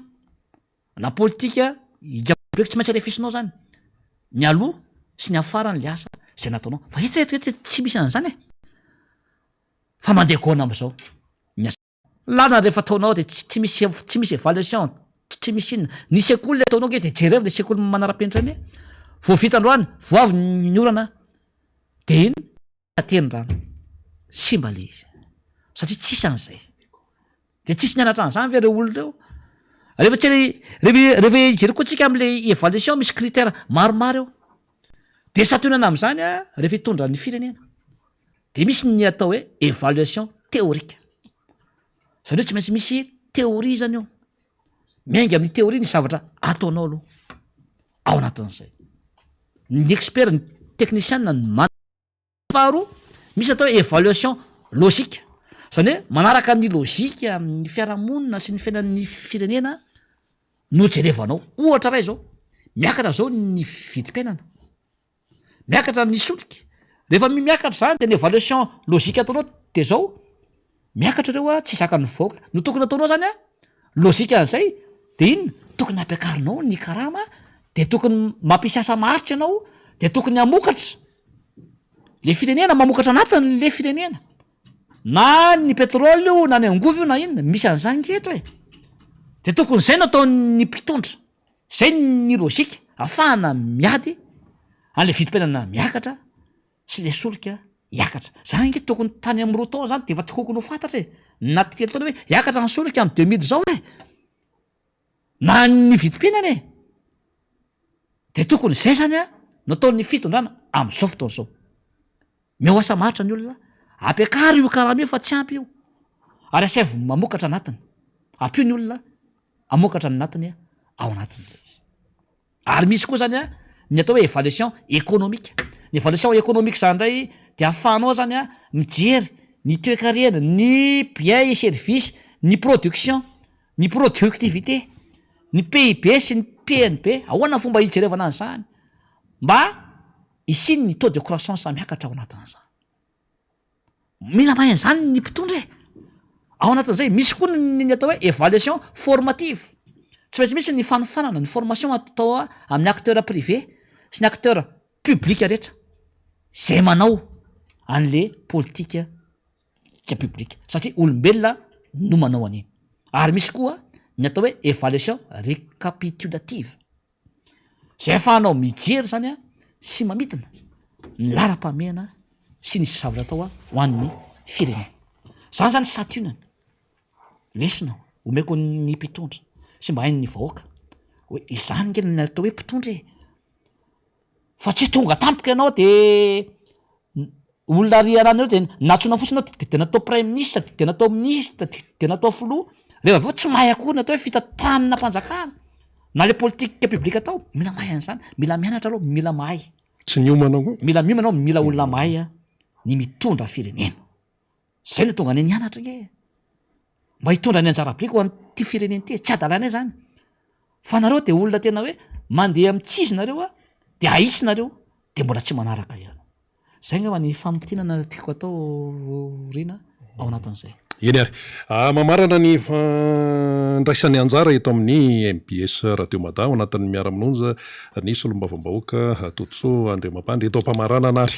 inona no tianao amafisana atao anatin'izay resaka nataontsika izay fotoanany any koa zany zao eto am-pamaranana zao raha nisy zatra mbola sendra hoe tsy voateny de fotoanan'izao ndao ary député. Ya eto zany dia mametraka ny veloma finaritra ho an'ny vahoaka ikamo malagasy rehetra. Tsapa fa tena mafy ny fiainana ary tena hoe mbola tsisy fiainana mafy tahaka zao nandrina zay aro amin'ny 10 taona zay fa dia mampahirenanareo hitraka ao anatin'izay ary tokony andray andraikitra amin'izay isika vahoaka malagasy amin'izao fiainana izao tokony rahina isika. Zay faisakiny zay zany tena ilaina amin'izao fotoana izao, tokony ifampiaro isika raha misy namatsika ka enjehana amin'ny tsirariny de tokony hiarotsika na isy na iza, ary tokony tsy jerevana loko politika ny fiarovana olona na fiarovana ny firenena na hijerevana finoana na firasanana, fa zay mahagazy atsika na iza ka hiaran'ny tsirariny de tokony mirahintsika ary tokony ampiseho an'izay tsy falintsika zay isika malagasy. Fa manino tsika rehefa misy fahoriana ny havana na namana mahay mirahina, manino tsika rehefa misy fifaliana na mariazy na famadihana de mahay mirahina. Fa maninona kosa rehefa misy namatsika na havatsika samborina amin'ny tsirariny, raha misy namatsika ampitahorina amin'ny tsirariny, rehefa misy ny fiainatsika ahodikodin'ny olona ny arena kikibon'ny tanintsika, maninona tsika no tsy mahay mirahina miaro ny arentsika. Tena tsepy zany tompoko ampomalala fa izahay eto amin'ny miara-manonja dia mijoratra any miteny ny fahamarinana ary mbola eto izahay eo an-damosiny vahoaka malagasy rehetra. Misaotra tompoko lahy, mankasitraka tompoko vavy. eny ary dia isaorantsika ny solomavambaoka voavita amin'ny alalan'ny tiako Madagasikara atao amin'ny boriboritany fahaenina Totosoa Andriamampandry izay nitondra ny anjara birikiny teto amin'ny fandarana. Maro ny zavatra niteneniny teo ambava homana ampo mieritreritra. Apetratsika foana ilay fahendrena malagasy manao hoe ny mangidy aloavy ny mamy telomy. Araka nefa nambarantsika moa teny amin'ny fanombohana ny fandarana dia any mahajanga any ny namana faniry Razafy Manantany amin'ny zao fotoana izao. Nahoana izy no any mahajanga any satria fantatsika tsara fa ny atoko tiako Madagasikara dia ao anatin'ny fanamariana ny faharoapolo taona izany. Faharoapolo taona izay anisiny izany atoko tiako Madagasikara izany. Ny fanokafana tamin'ny fomba ofisialy dia fa hitatsika tetsy amin'ny Magro Beorika ary tsy hoe vita ny tao amin'ny Magro Beorika tamin'izay hoe fanokafana ny faharoapolo taona ny tiako Madagasikara izay dia hoe vita hatreo tsia. Miparitaka any amin'ny faritra izay afanamariana ny faharoapolo taona ny timma izay dia mahajanga zany zao no hiatrika an'izany raha ny fandaminam-potoana maro samihafa amin'ny faran'ity herinandro ity no atrehana zany. Mazava loatra eo ny fampiratiana isan-karazany afantarany inona ny lalana no diavina nandritra an'izay roapolo taona izay raha ho an'ny tim, inona ny tsara ho fantatra manoloana ny hoe fiainam-pirenena sy ny lalana ny diavina izany atoko tiako Madagasikara zany, indrindra ho an'ny tanora aty aoriana, ho an'ny taranaka aty aoriana. Zava-dehibe zany eo ny fampisehoana horonan-tsary sy ny sisa ny tiako Madagasikara. Nanana ny mpanorina azy ny président Marc Ravalomanana efa tondra firenena ary miatrika ihany koa ny hoaviny izany firenena izany atoko tiako Madagasikara, atoko lehibe, atoko manana ny maizy azy, atoko voasedra, atoko manaraka disiplinina, antoko ihany koa izay manana ny foto-kevitra mazava izay hijoronoka dia any mahajanga any ny namana zany amin'izao fotoana izao sy ireo namana maro ihany koa izay le hoe fisin'ny fanamariana ny faharoapolo taona ny tiako Madagasikara any mahajanga izay dia ho hitantsika eo ny fizotrany zany rehetra izany fa iny moa zany fampitam-baovao ihany. Akoatran'ny izay ihany koa dia fampetratsika dian'izao sady ny fandaminana ny amin'ity faraparan'ny herinandro ity. Akoatran'ny ity fandana miara-manonja ny Zoma ity zany dia amin'ny alarobia indray vao mandeha indray zany mitohy ny fandarantsika miara-manonja MBS Radio Mada araka ny fandaminana maro samihafa. Ny alatsinainy dia tsy misy satria ny alatsinainy moa zany dia fety manokana, fety am-piangonana izy io ny Assomption 15 aogositra dia any am-piangonana dia atsaitsika izay. Ny talata dia misy ny atao hoe fandaminana maro samihafa dia ny alarobia zany no tohizantsika indray zany ny fandarana ao anatin'ny izay rehetrarehetra izay. Eny ary hiditra amin'ny Antsoatarbe eo namana faniry Razafy Manantany afaka minitra vitsy fa mandra-pahatonga an'izay aloha dia manambahiny isika vahiny tsy azo atao hoe vahiny hoe ahoana koa moa zany fa efa tompo trano ihany. Andriamato Ragy faly miaraban'ny Andriamato Ragy zany dia misy ny loha hevitra vitsivitsy moa zany mialohan'ny idiran'ny namana faniry Razafy Manantany avy any mahajanga. Rehefa vonona moa zany namana faniry dia oraitsika avy hatrany izy fa menandraky avy hatrany ary fitenenana re. Eny misaotra anao namana Rina. Voalohany tena aloha dia miarabanao manokana. Ihany koa ny teknisianina ao ambadika ao na ny namantsika any amin'ny Radio Mada sy ny eto amin'ny MBS amin'ny 95.4 ihany koa. Isika avoaka malagasy rehetra manaraka ny miara-manonja ary fantatro tsara mihitsy ary fantatray fa tena misy miondana n'ilay fandarana miara-manonja isika ka dia sorana be tabe. Manaraka izay ihany koa dia faly miaraban'ireo namantsika any ampitan-dranomasina manerana izao tontolo izao izay tsy mitsahatra manaraka ihany koa ny fandarana miara-manonja eto amin'ny MBS ny Radio Mada. Eny ary averantsika tonga dia hiditra amin'ny loha hevitra Ragy a 20 taona ny tiako Madagasikara iny efa nisokafana teto Antananarivo any Mahajanga indray manaraka ny fahitanao azy. Eny feno 20 taona tokoa ny antoko tiako Madagasikara zay naoriny ny président Marc Ravalomanana. Izy moa no nanangana an'izy io zay akalazaintsika manomboka amin'ity taona 2020 sy 2020. Asiko resaka kely izy io satria talohan'ny fankalazana ny 20e anniversaire ny tiako Madagasikara ny akaratra teto farany. Dia mba manana andraikitra kely ako miresaka sy manao hevitra fohy dia fohy. Io zany tsy vary mangatsiaka fa vao maika résumé mafana ary mikotraka. Satria na ny antony ny tiako Madagasikara dia anisan'ny antoko matanjaka ary atahorana ny fitondrana amin'izao fotoana izao. Mahitsy be amin'ny teny izay. Ray zay. Faharoa ny tiako Madagasikara arakaraky ny aninjena azy,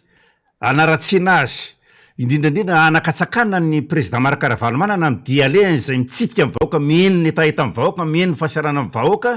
ny vao maika mampiroborobo ny tiako Madagasikara ny dikan'izay zany ny azo tokana tsy mba ala. Ray zay. Ny matoa mitsika ohatran'izao ny rivotra fanenjena ny tiako Madagasikara indrindrandrindra ihany koa fanakanana ny sy manan'ngelenana ny dian'ny filoha Marc Ravalomanana dia matanjaka zany ny atoko tiako Madagasikara.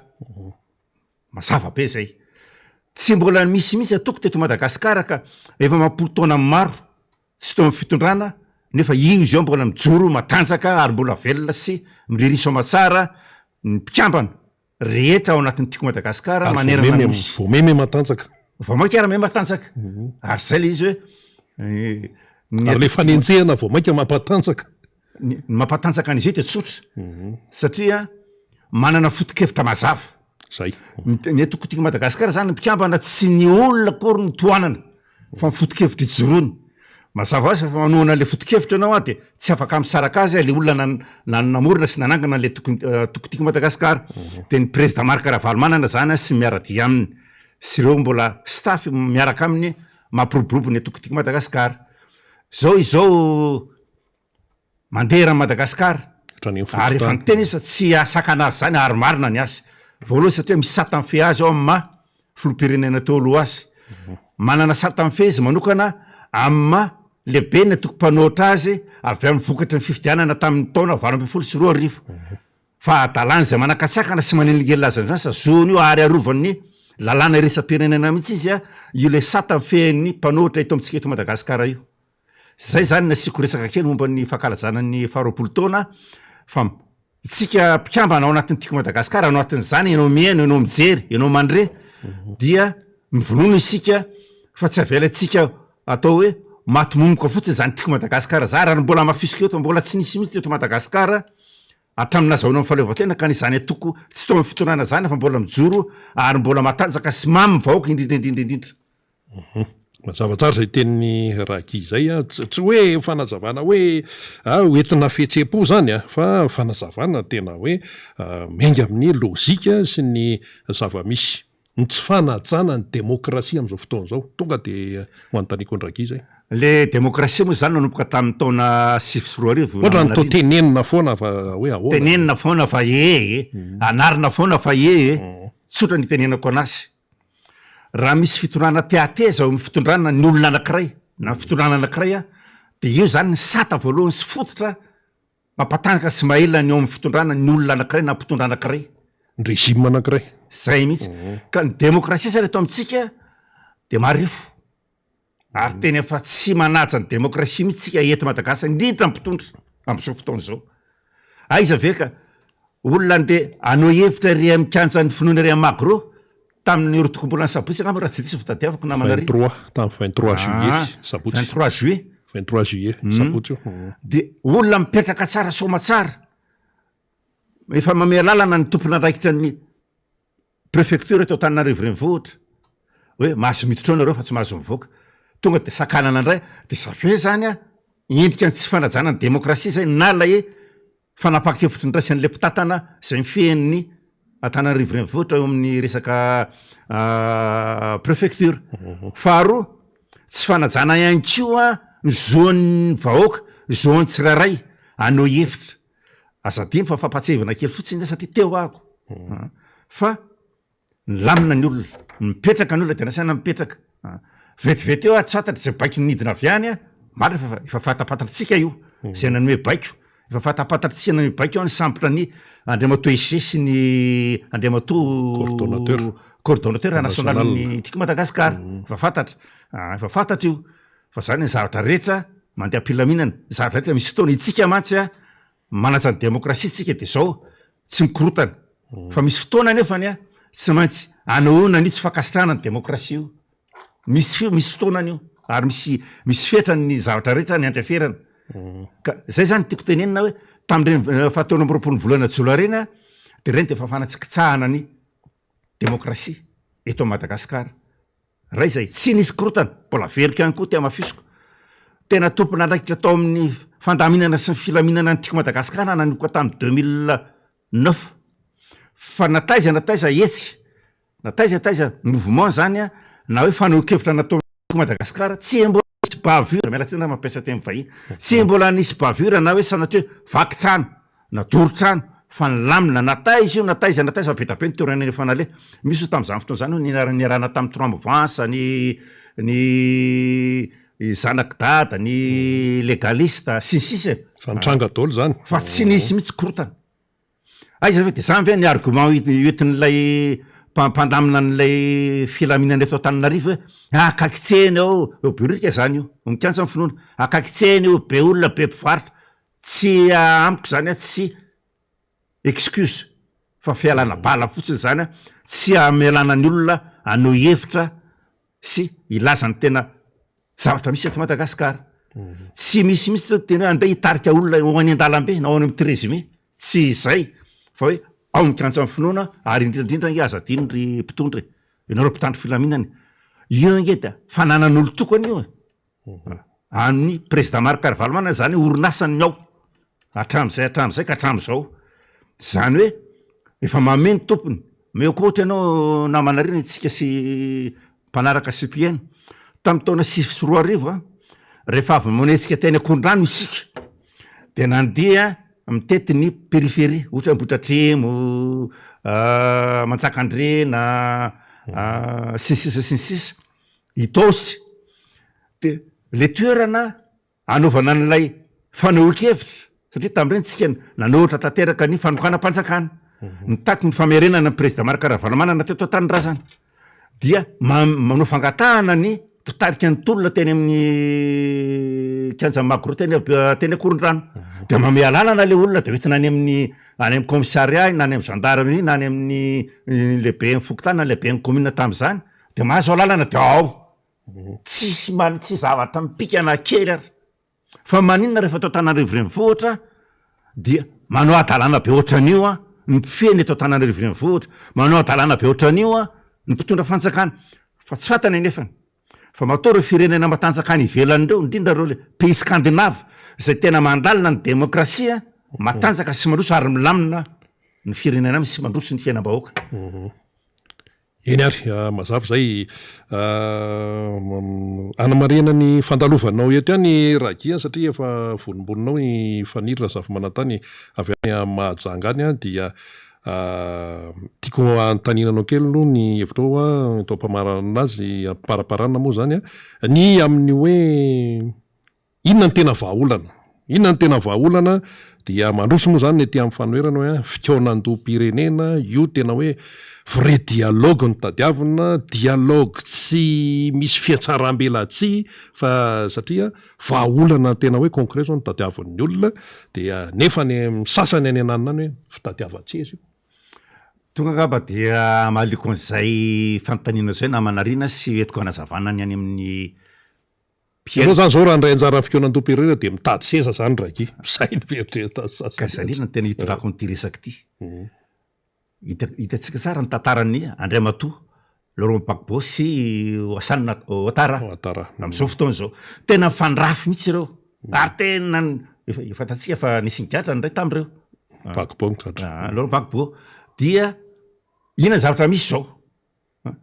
na zao aloha grâce présidentielle ny anankiray satria mahatsapa le mpitondry le filoham-pirenena any Côte d'Ivoire. Perinasa. Fa ilaina ny fanataonana, ilaina ny famelana, ilaina ny ataontsika hoe ampandroso ny firenena, irahana mampandroso ny firenena satria io firenena io any malagasy rehetra io ny iza na mpitondra efa mitondra teo na tsy mitondra tsony na mpitondra am'izao fotoana zao dia fandamina ry zareo de mifanatona de mandeha ho azy le réconciliation nationale,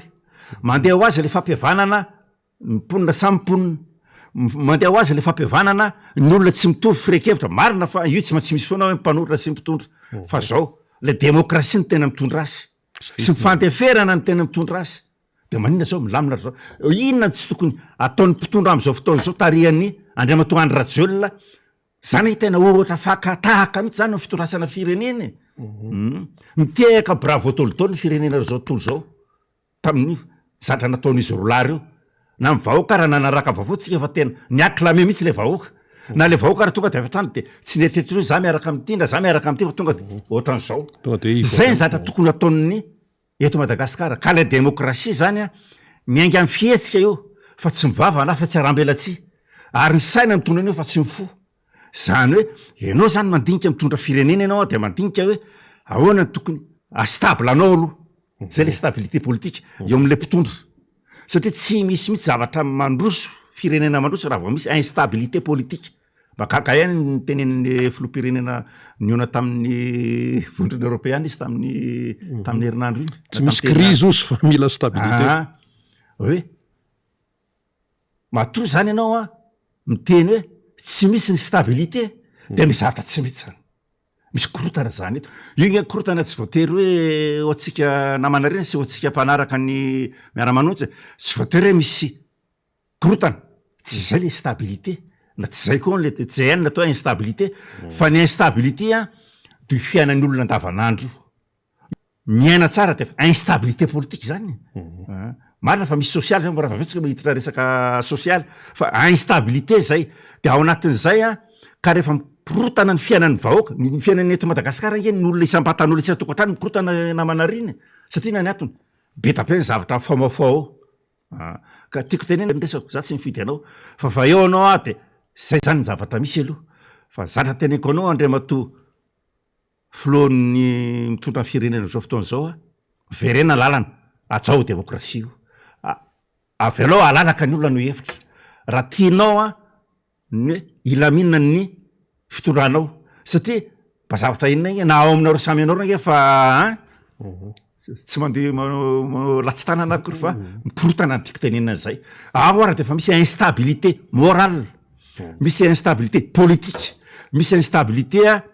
fanehoan-kevitra angamba ny ataoko hoe ilazana azy amin'ny teny malagasy tsotsotra kokoa zany hoe efa tsy mitovy zany tady tokanganareo ao fantatra tsara zany izay nefa ny tena fanoerana tsy manareo ohatran'izay fa zao ny vahoaka ny tezainay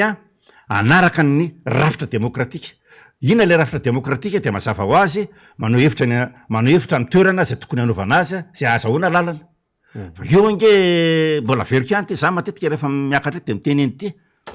ny 1947 tsy hitany masoko 1947 fa ny 71 fiarahamonina jajaona hitako zany mbola tanora kely tam'zany ny 91 ndre 75 de 91 2002 2009 hitako daholo fa zao ny teneko anao fitondrana anankiroa ny tena anisana tanjaka nanana miaramila teto de fanjakan'ny netiny ny amiral de Diratsiraka taio lasa korazana dia netiny amiral de Diratsiraka zay fa teo amin'ny fitondrana de ny faharoa netiny Philibert Tsiranana ireo zany nanana fa zao rehefa mihetsika vahoaka ka tsy mankasitraka tsony zavatra misy zay le démocratie fampotra amin'ny alalan'ny mouvement populaire de mouvement populaire ekany raha fihetseham-bahoaka egalina namira etsika politika tianareo ve ho tonga am'izay ve ty stady zavatra eny eto Madagasikara ty za de miteny anao nareo mpitondra fa mbola endry aloha le malagasy ary mbola mandefitra izy fa rehefa mihoatra ny tsy tokony misy tsony tsy maintsy azafa ny teny teto tsy mpanao politika hoe tena fa malaza be nitarika an'io na arany vahoaka zatra tsihatra zatra pitika afokely fotsiny ary olona tsihatra retinareo ka zay le izy resaka demokrasia angambany eny ary ya efa ny namana faniry razafy manantany miditra mivantana avy any mahajanga zay atsivona ihany moa zany fa amin'ity farany herinandro ity no anisany hoe manamarika ny faharoapolo taona ny tiako Madagasikara ny ao mahajanga ao efa raha efa ao nao namana faniry tonga de omenanao avy hatrany ny fitenenana arindao ary.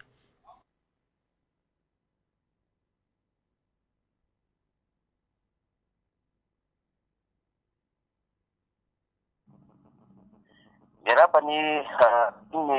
MBS radio Madame zao maraina izao amin'ny halalany fandarina miara-manonja zay mivantana dia mahajanga ny tenako faniry razafy manantany zay mitafa amintsika. Ny toetrandro aloha zany dia mafana de mafana raha ny zava-misy aty amin'ny tanàna renivohitry Voelo amin'izao maraina izao ary alika tokoa ny masoandro araka ny fijery sy ny fahitana azy. Amin'ny ankapobeny zava-misy dia marobe ihany koa ireo mpiala sasatra zay tonga aty an-toerana manao an'izay fialan-tsasatra izay araka ny fahitana azy sy ireo fiazakazahana izay miazakazaka aty amin'ny faritra andrefany Madagasikara aty. Ny fiangonana samihafa ihany koa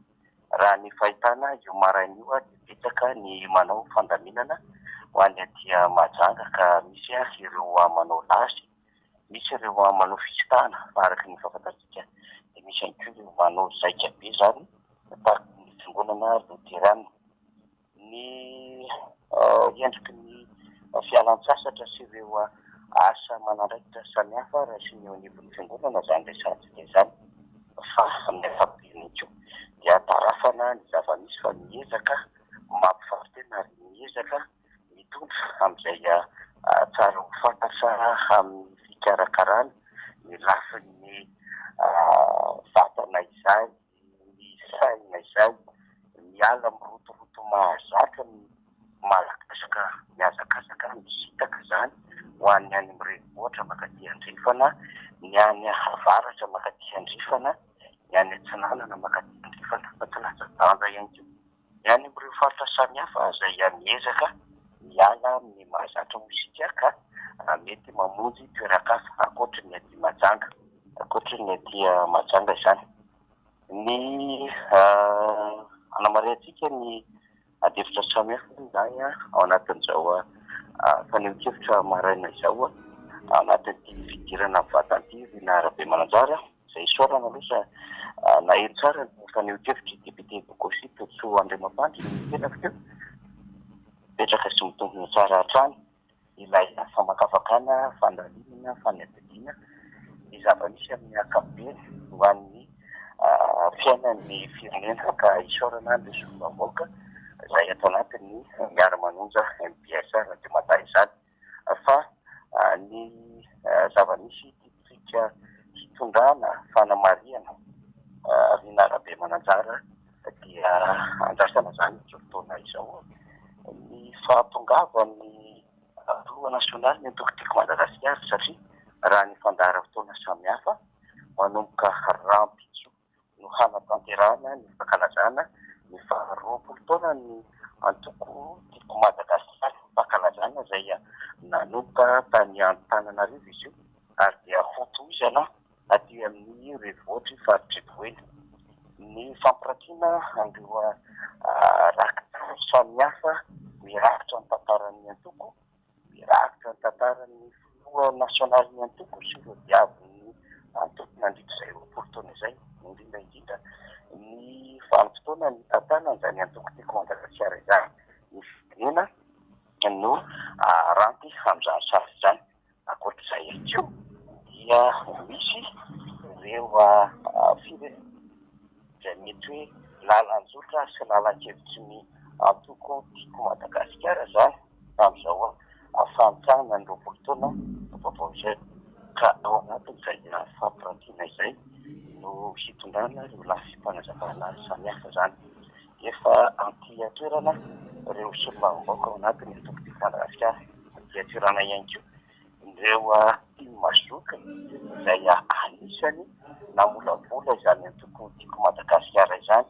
tarihan'ny filoha amin'ny antoko tiako Madagasikara teo aloha filoha voalohany indrindra dia Andriamatoa Rarinaivo Andrianatoandro aty an-toerana izy ary miaraka amin'ireo ekipa maro be ao anatin'izay hoe tia mazoka izay. Misy olona Madagasikara moa araka nambarako teo dia aty an-toerana ihany koa ny ankamaroan'izy ireo. Fa ankoatran'izay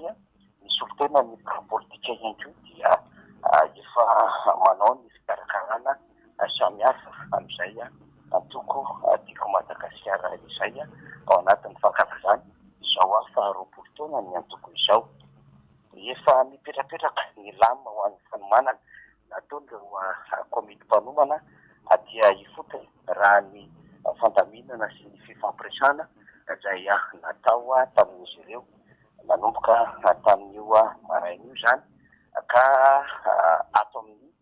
tranony Magro izay fanana ny antoko tiako Madagasikara no fanatanterahana zany mazava ho azy eto Mahajanga ka efa nimakomana ireo mpikaroka avy amin'ny komity ny fanomanana ny tanora tiako Madagasikara ny vehivavy tiako Madagasikara ny fanomanana ihany koa eo anivon'ireo mpikaroka maro be samihafa mahandro ary mitody avotsy izany etika ho akany ny fankalazana ny faharoapolo taona ny antoko tiako Madagasikara izany ka akoatra ny rakitsary nasionaly izay nomany ireo politika sy nomany ny komity mpanomana nasionaly mpandinda nasionaly dia etika faharoapolo taona ity dia misy rakitsary voahomana avy aty Mahajanga zany ho aranty mandritra azo taona izany ary efa mandeha ny fanentanana nandritry ny andro maromaro amin'ity etika lehibe ny arabe Mananjary. Ankoatran'izay tsara ny hitondrana ny fanamariana samihafa ny amin'ny fahamaroana ireo mpikaroka ivelan'ny Mahajanga izay tonga ity an-toerana amin'izao fotoana izao zany hoe avy any atao distrikta izay manodidina zany faritra izany tahaka ny Marobory tahaka ny avy any Ambatoboiny zany hoe adan'ny faritra fa misy ireo namana avy any Sofia zany izay tonga aty amin'ny faritra Boiny amin'izao fotoana izao. Izy ireny dia azo lazaina zany fa anisany izay mba hitondra ny anjara birikiny ao anatin'izao fankalazana ny faharoapolo taona ny antoko tiako Madagasikara izao. Fa ao anatin'izany ihany koa anatin'ity fankalazana ity mazava ho azy zany dia andrasana ho isika ny fahatongavan'ny filoha nasionaly ny antoko tiako Madagasikara Andriamatoa Marc Ravalomanana izy manana an'izay zao ivezivezy zay ary amin'ny maha-filoha nasionaly ny antoko azy dia ilay fifampitafany ilay fampitakafana ilay etika lehibe ao anatiny izay hoe fihaonana amin'ireo mpikaroka izay aty amin'ny faritra dia verina ho isika fa zava-dehibe zany ankoatran'izay sy ny hoe ny hevitra amina lafin-javatra ohatran'izao izany hoe ao anatin'ny fiainana antoko rakitra ao anatin'ny lalàna ny antoko izany rehetrarehetra rehesatsika izany dia miendrika ny fifanambiazana satria dia misy hatrany ny famelona maso ataony antoko tiako Madagasikara saika manerana an'ireo faritra 13 manerana Madagasikara. Izany fameloma maso ny antoko manerana ny faritra Madagasikara izany dia nijoroany ireo mpikaroka avy eo anivo ny antoko tiako Madagasikara amin'ny alalan'ny politika tarihan'ny filoha nasionaly ny fampahafantarana sy ny fanomezana aina avao ary fipetrapetrahana ireo fitsipika sy ireo rafitra fototra hitondrana ny antoko izany ary ihany koa niendriky ny fampihavanana mihitsy amin'ny ankapobeny ho an'ilay lalana ny antoko mandritran'ireo polo taona izay ka raha misy ireo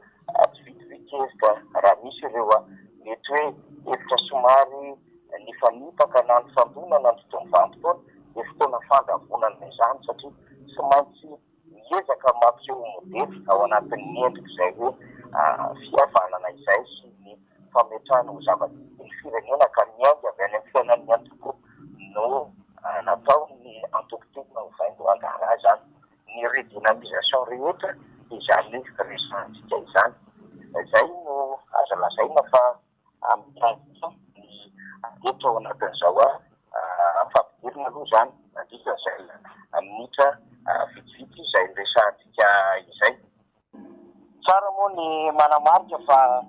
anisany tena tsiarova ny vahoaka ny faritany Mahajanga ho an'ny filomarika Ravalomanana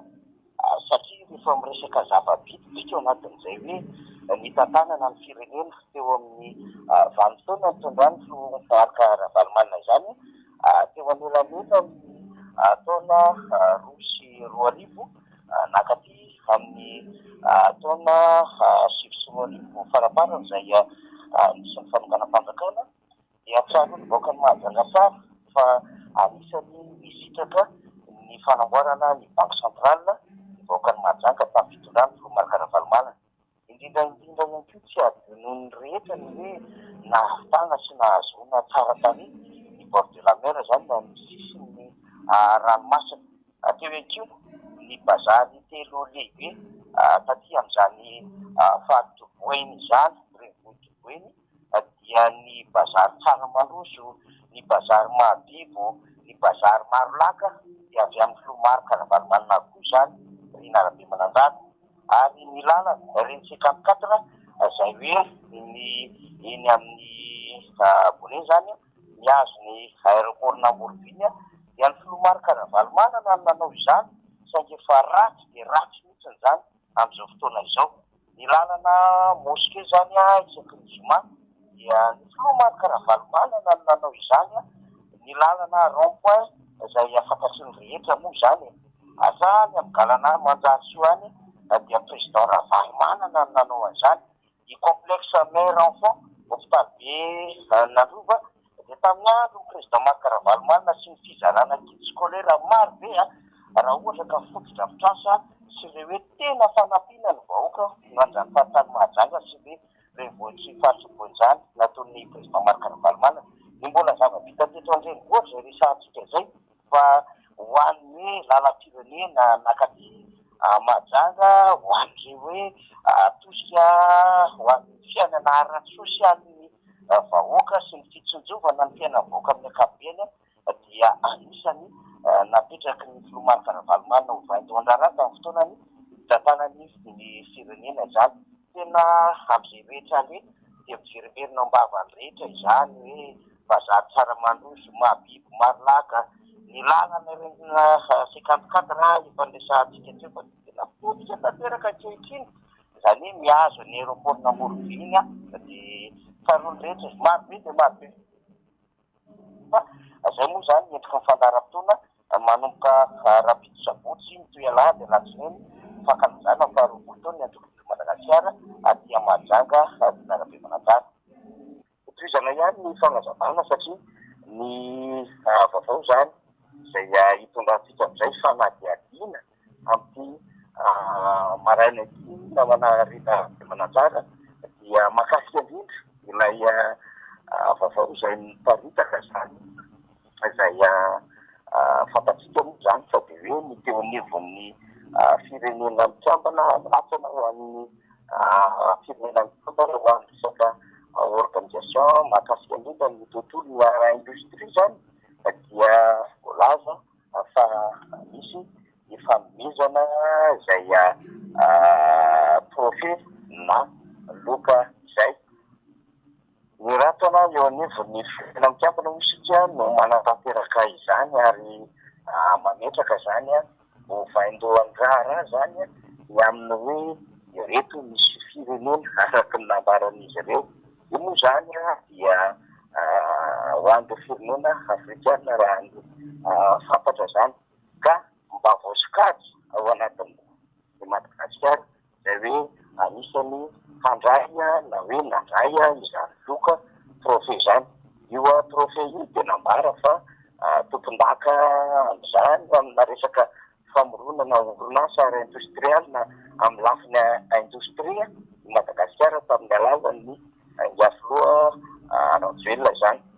Nahagaga ny rehetra izany satria raha ny zava-misy amina realite aty Madagasikara dia tsy ahitana taratra ny famorona orinasa na fanomezana tombony amin'ny tontolo ara-indostria izany Madagasikara. Mazava raha teo fa firenena izay niany krizy isika tamin'ny krizy 2020 ary fantatry ny rehetra ihany koa ny zava-misy teto Madagasikara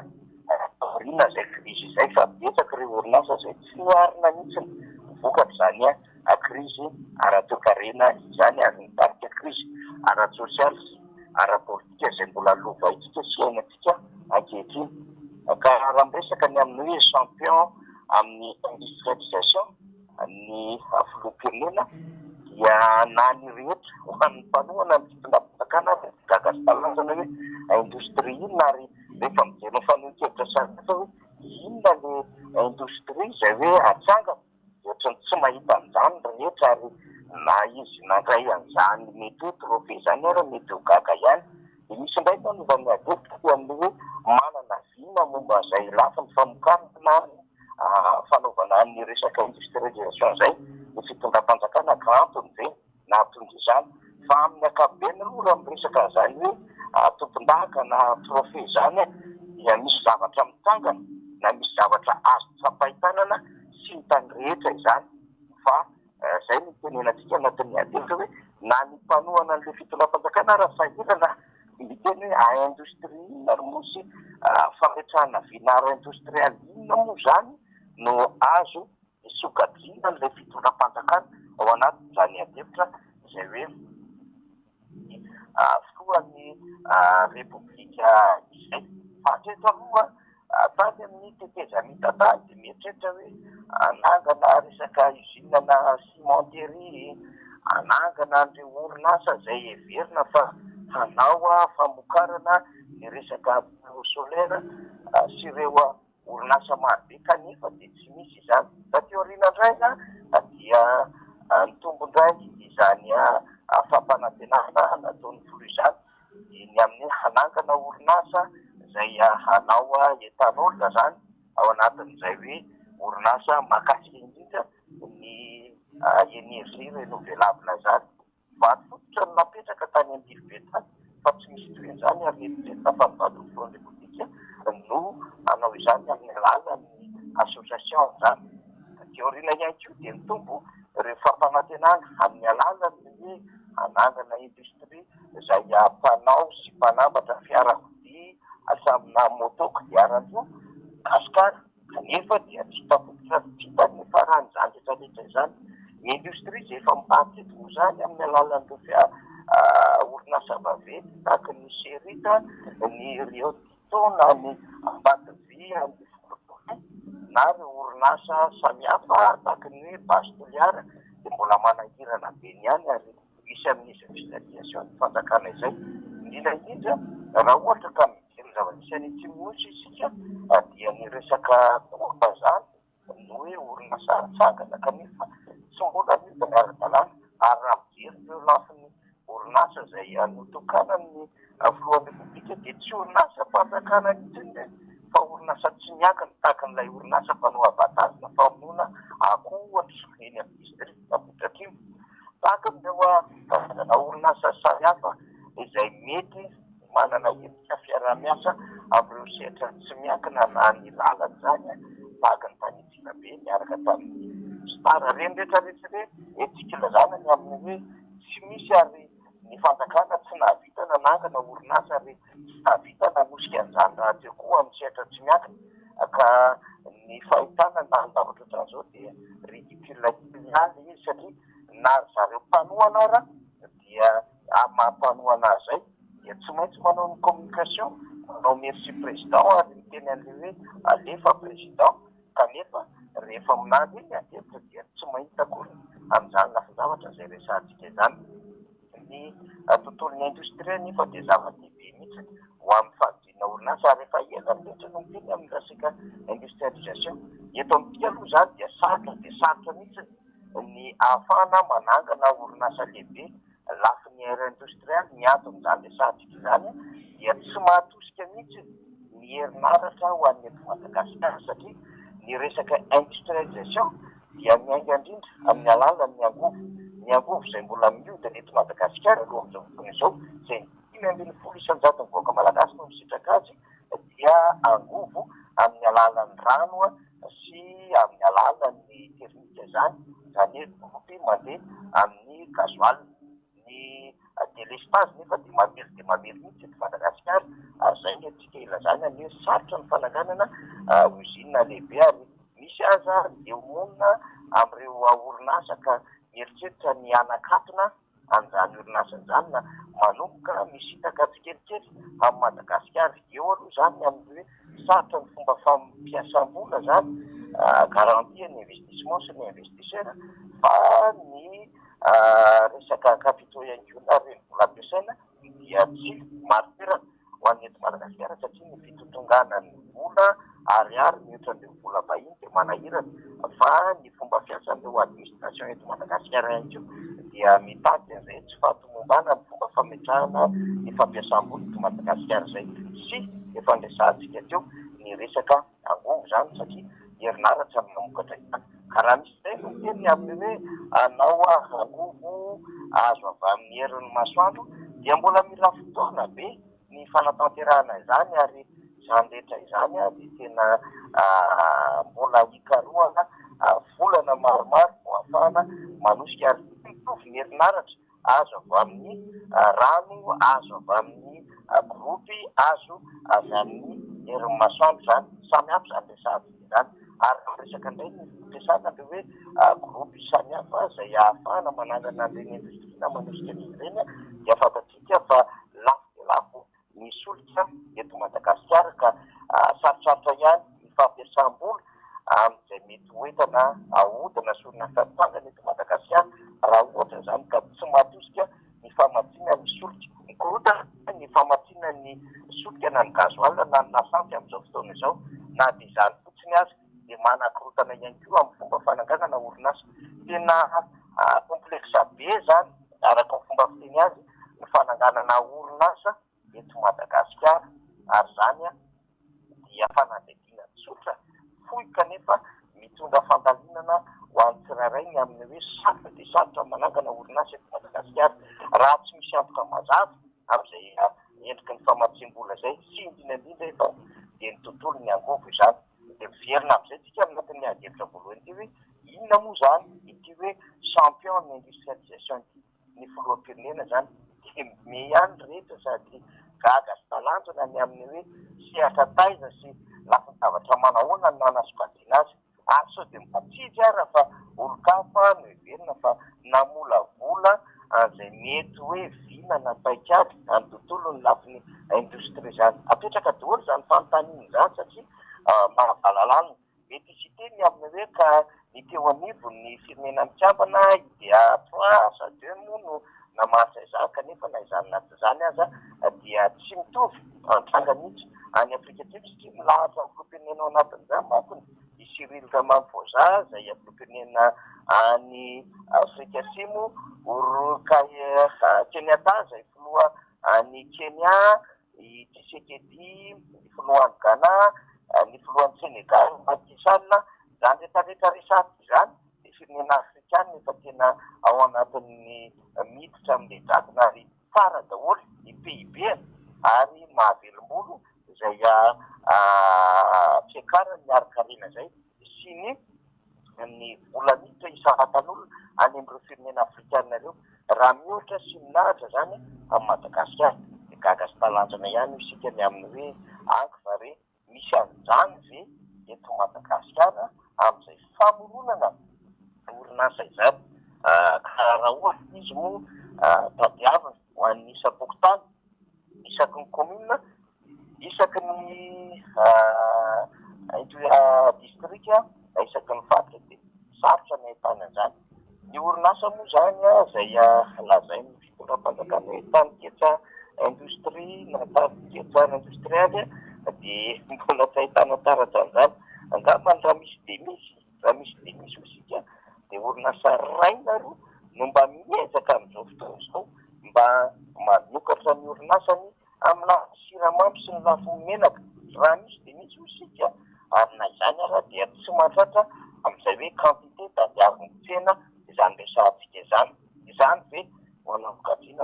devitra fa itsika moa miezaka miresaka ny realite na ny zava-misy ary isika koa dia miezaka miresaka ao anatiny tena contexte ekonomika izay ahafahana miteny amin'izany adevitra zany fa lasa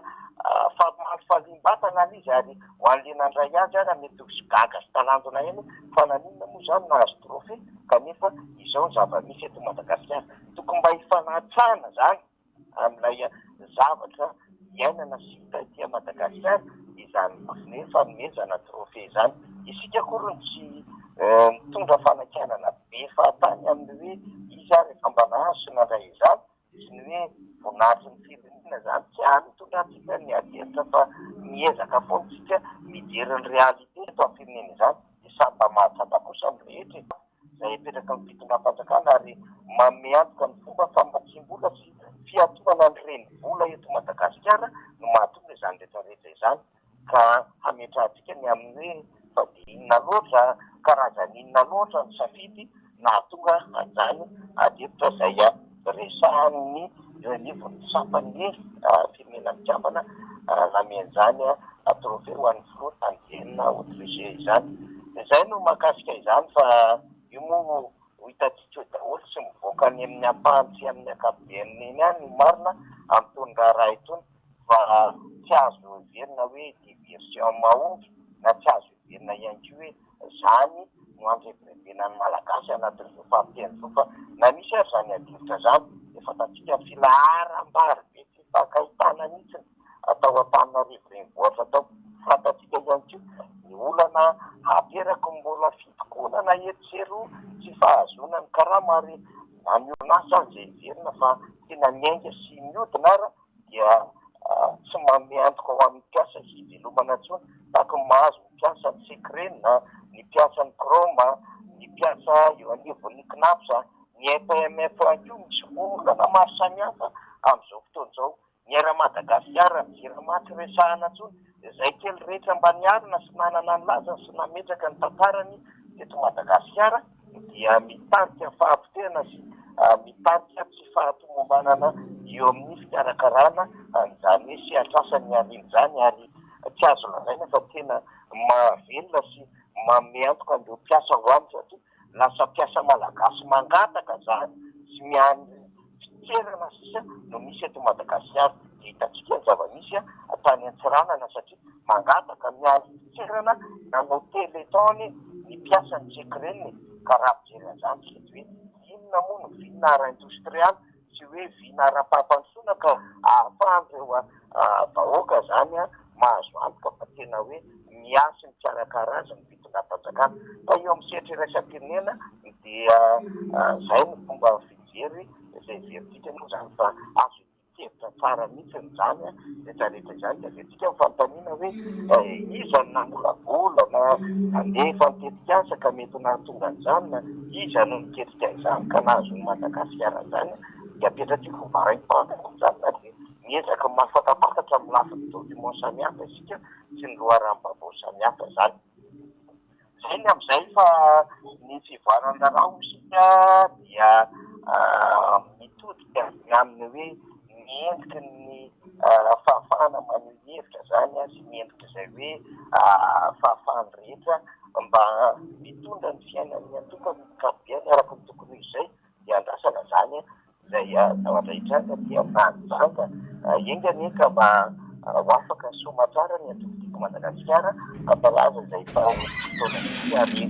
engany ho an'ny atokotiko Madagasikara ka ahavita izay anjaikiny izay amin'ny fanabeazana olom-pirenena ho an'ny atoko engany iny atokotiko Madagasikara ka ho tahaka ny atoko rehetra mahazo miarina ary manana maizazy ary mpitan-dranomasina rehetrarehetra any ka ho lovaina sy ho reharehany taranaka fanamandiny ny fandalovana zany toko zany ary izay koa nambara fo nasionaly ny atoko andriamatomarika marimarina hatramin'izay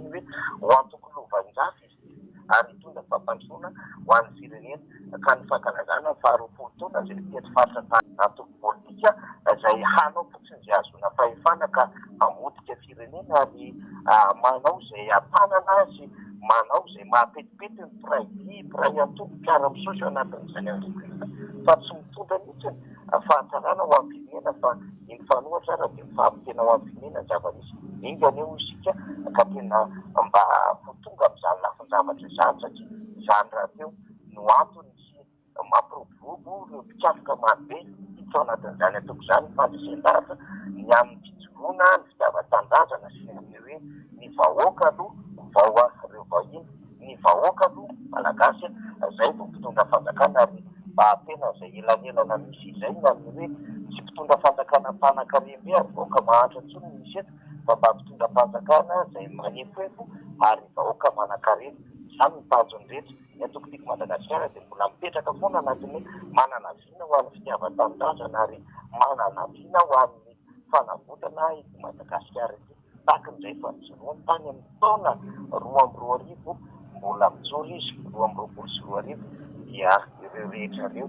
no hanao aleo mpikafika tima manomboka ny ireo politika ireo tia mijoko ny filombavambahoaka ireo olom-boafidy hatrany potony ihany miezaka miampy ireo mpitapana timo aty amin'ny région district commune sy mipokotany ny sampana vehivavy sy ny tanora ny amin'ny hoe hiasa hiezaka ary sy manjakariva izay aso ho an'ny taranaka izay zay ngamba no azo ambara no amin'izao zoma maraina izao fa hitantsika eo foana ny fivoarany vaovao fa mbola ao anatin'ny kenikena sy ny fanomanana samihafa moa zany ekipa tia mahajanga ty amin'izay fikarakarana ny faharoapolo taona ny atokotiko Madagasikara izay dia tsy voateo ihany ny vaovao samihafa Rina Rabe Manajara ny namana teknisiana fa averina indray any nosipasany ny fitenenana ho atsika bieno mpanaraka dia samy mahazo fara amin'ny herinandro mahafinaritra daholo dia arsika indray herinandro vaovao amin'ny herinandro ambony io efa nambala ny Rina Rabe Manajara ho amin'ny fandalinana fa ny alarobia izany vao hiverina indray ny fandarantsika miara-manonja ho an'ny fandaminana monina tonga izay fanapahan-kevitra izay mamerina ny antena ny nosipatrana Rina Rabe Manajara amin'ny teknisiana dia makasisaka ny fiara-miasa amin'ny radio Mada isika pieno marobe maneran-tany fa ny razafy manantany miangy avy aty Mahajanga. Iny ary isaorantsika fanira zavy manantany hitondra an'izay fanazavana sy fampitam-baovao maro samihafa izay any Mahajanga any izy araka nefa nambarantsika teo io moa zany indraindray atao amin'ny plateau dia indraindray sur terrain tena ao anatin'ny atao hoe asa daholo izany amin'ny fandarana tahaka nytony miara-manonja MBS Radio Mada itony fampatsahivana sy fanamafisana zany fa dia ny hoe amin'ny alarobia indray no mitohy ny fandarantsika amin'ny aorianany izao zoma izao zany dia amin'ny alarobia ny fandarantsika manaraka indray miara-manonja MBS Radio Mada dia samy irarina ny zahoantsika ny herinandro farany herinandro mahafinaritra tsy misy ankanavaka fa dia ny eto aloha zany dia mifarana ny miara-manonja MBS Radio Mada tamin'ity zoma 12 aogositra 2024 ity samy ho tanin'Andriamanitra hatrany isika mianakavy veloma tokoa.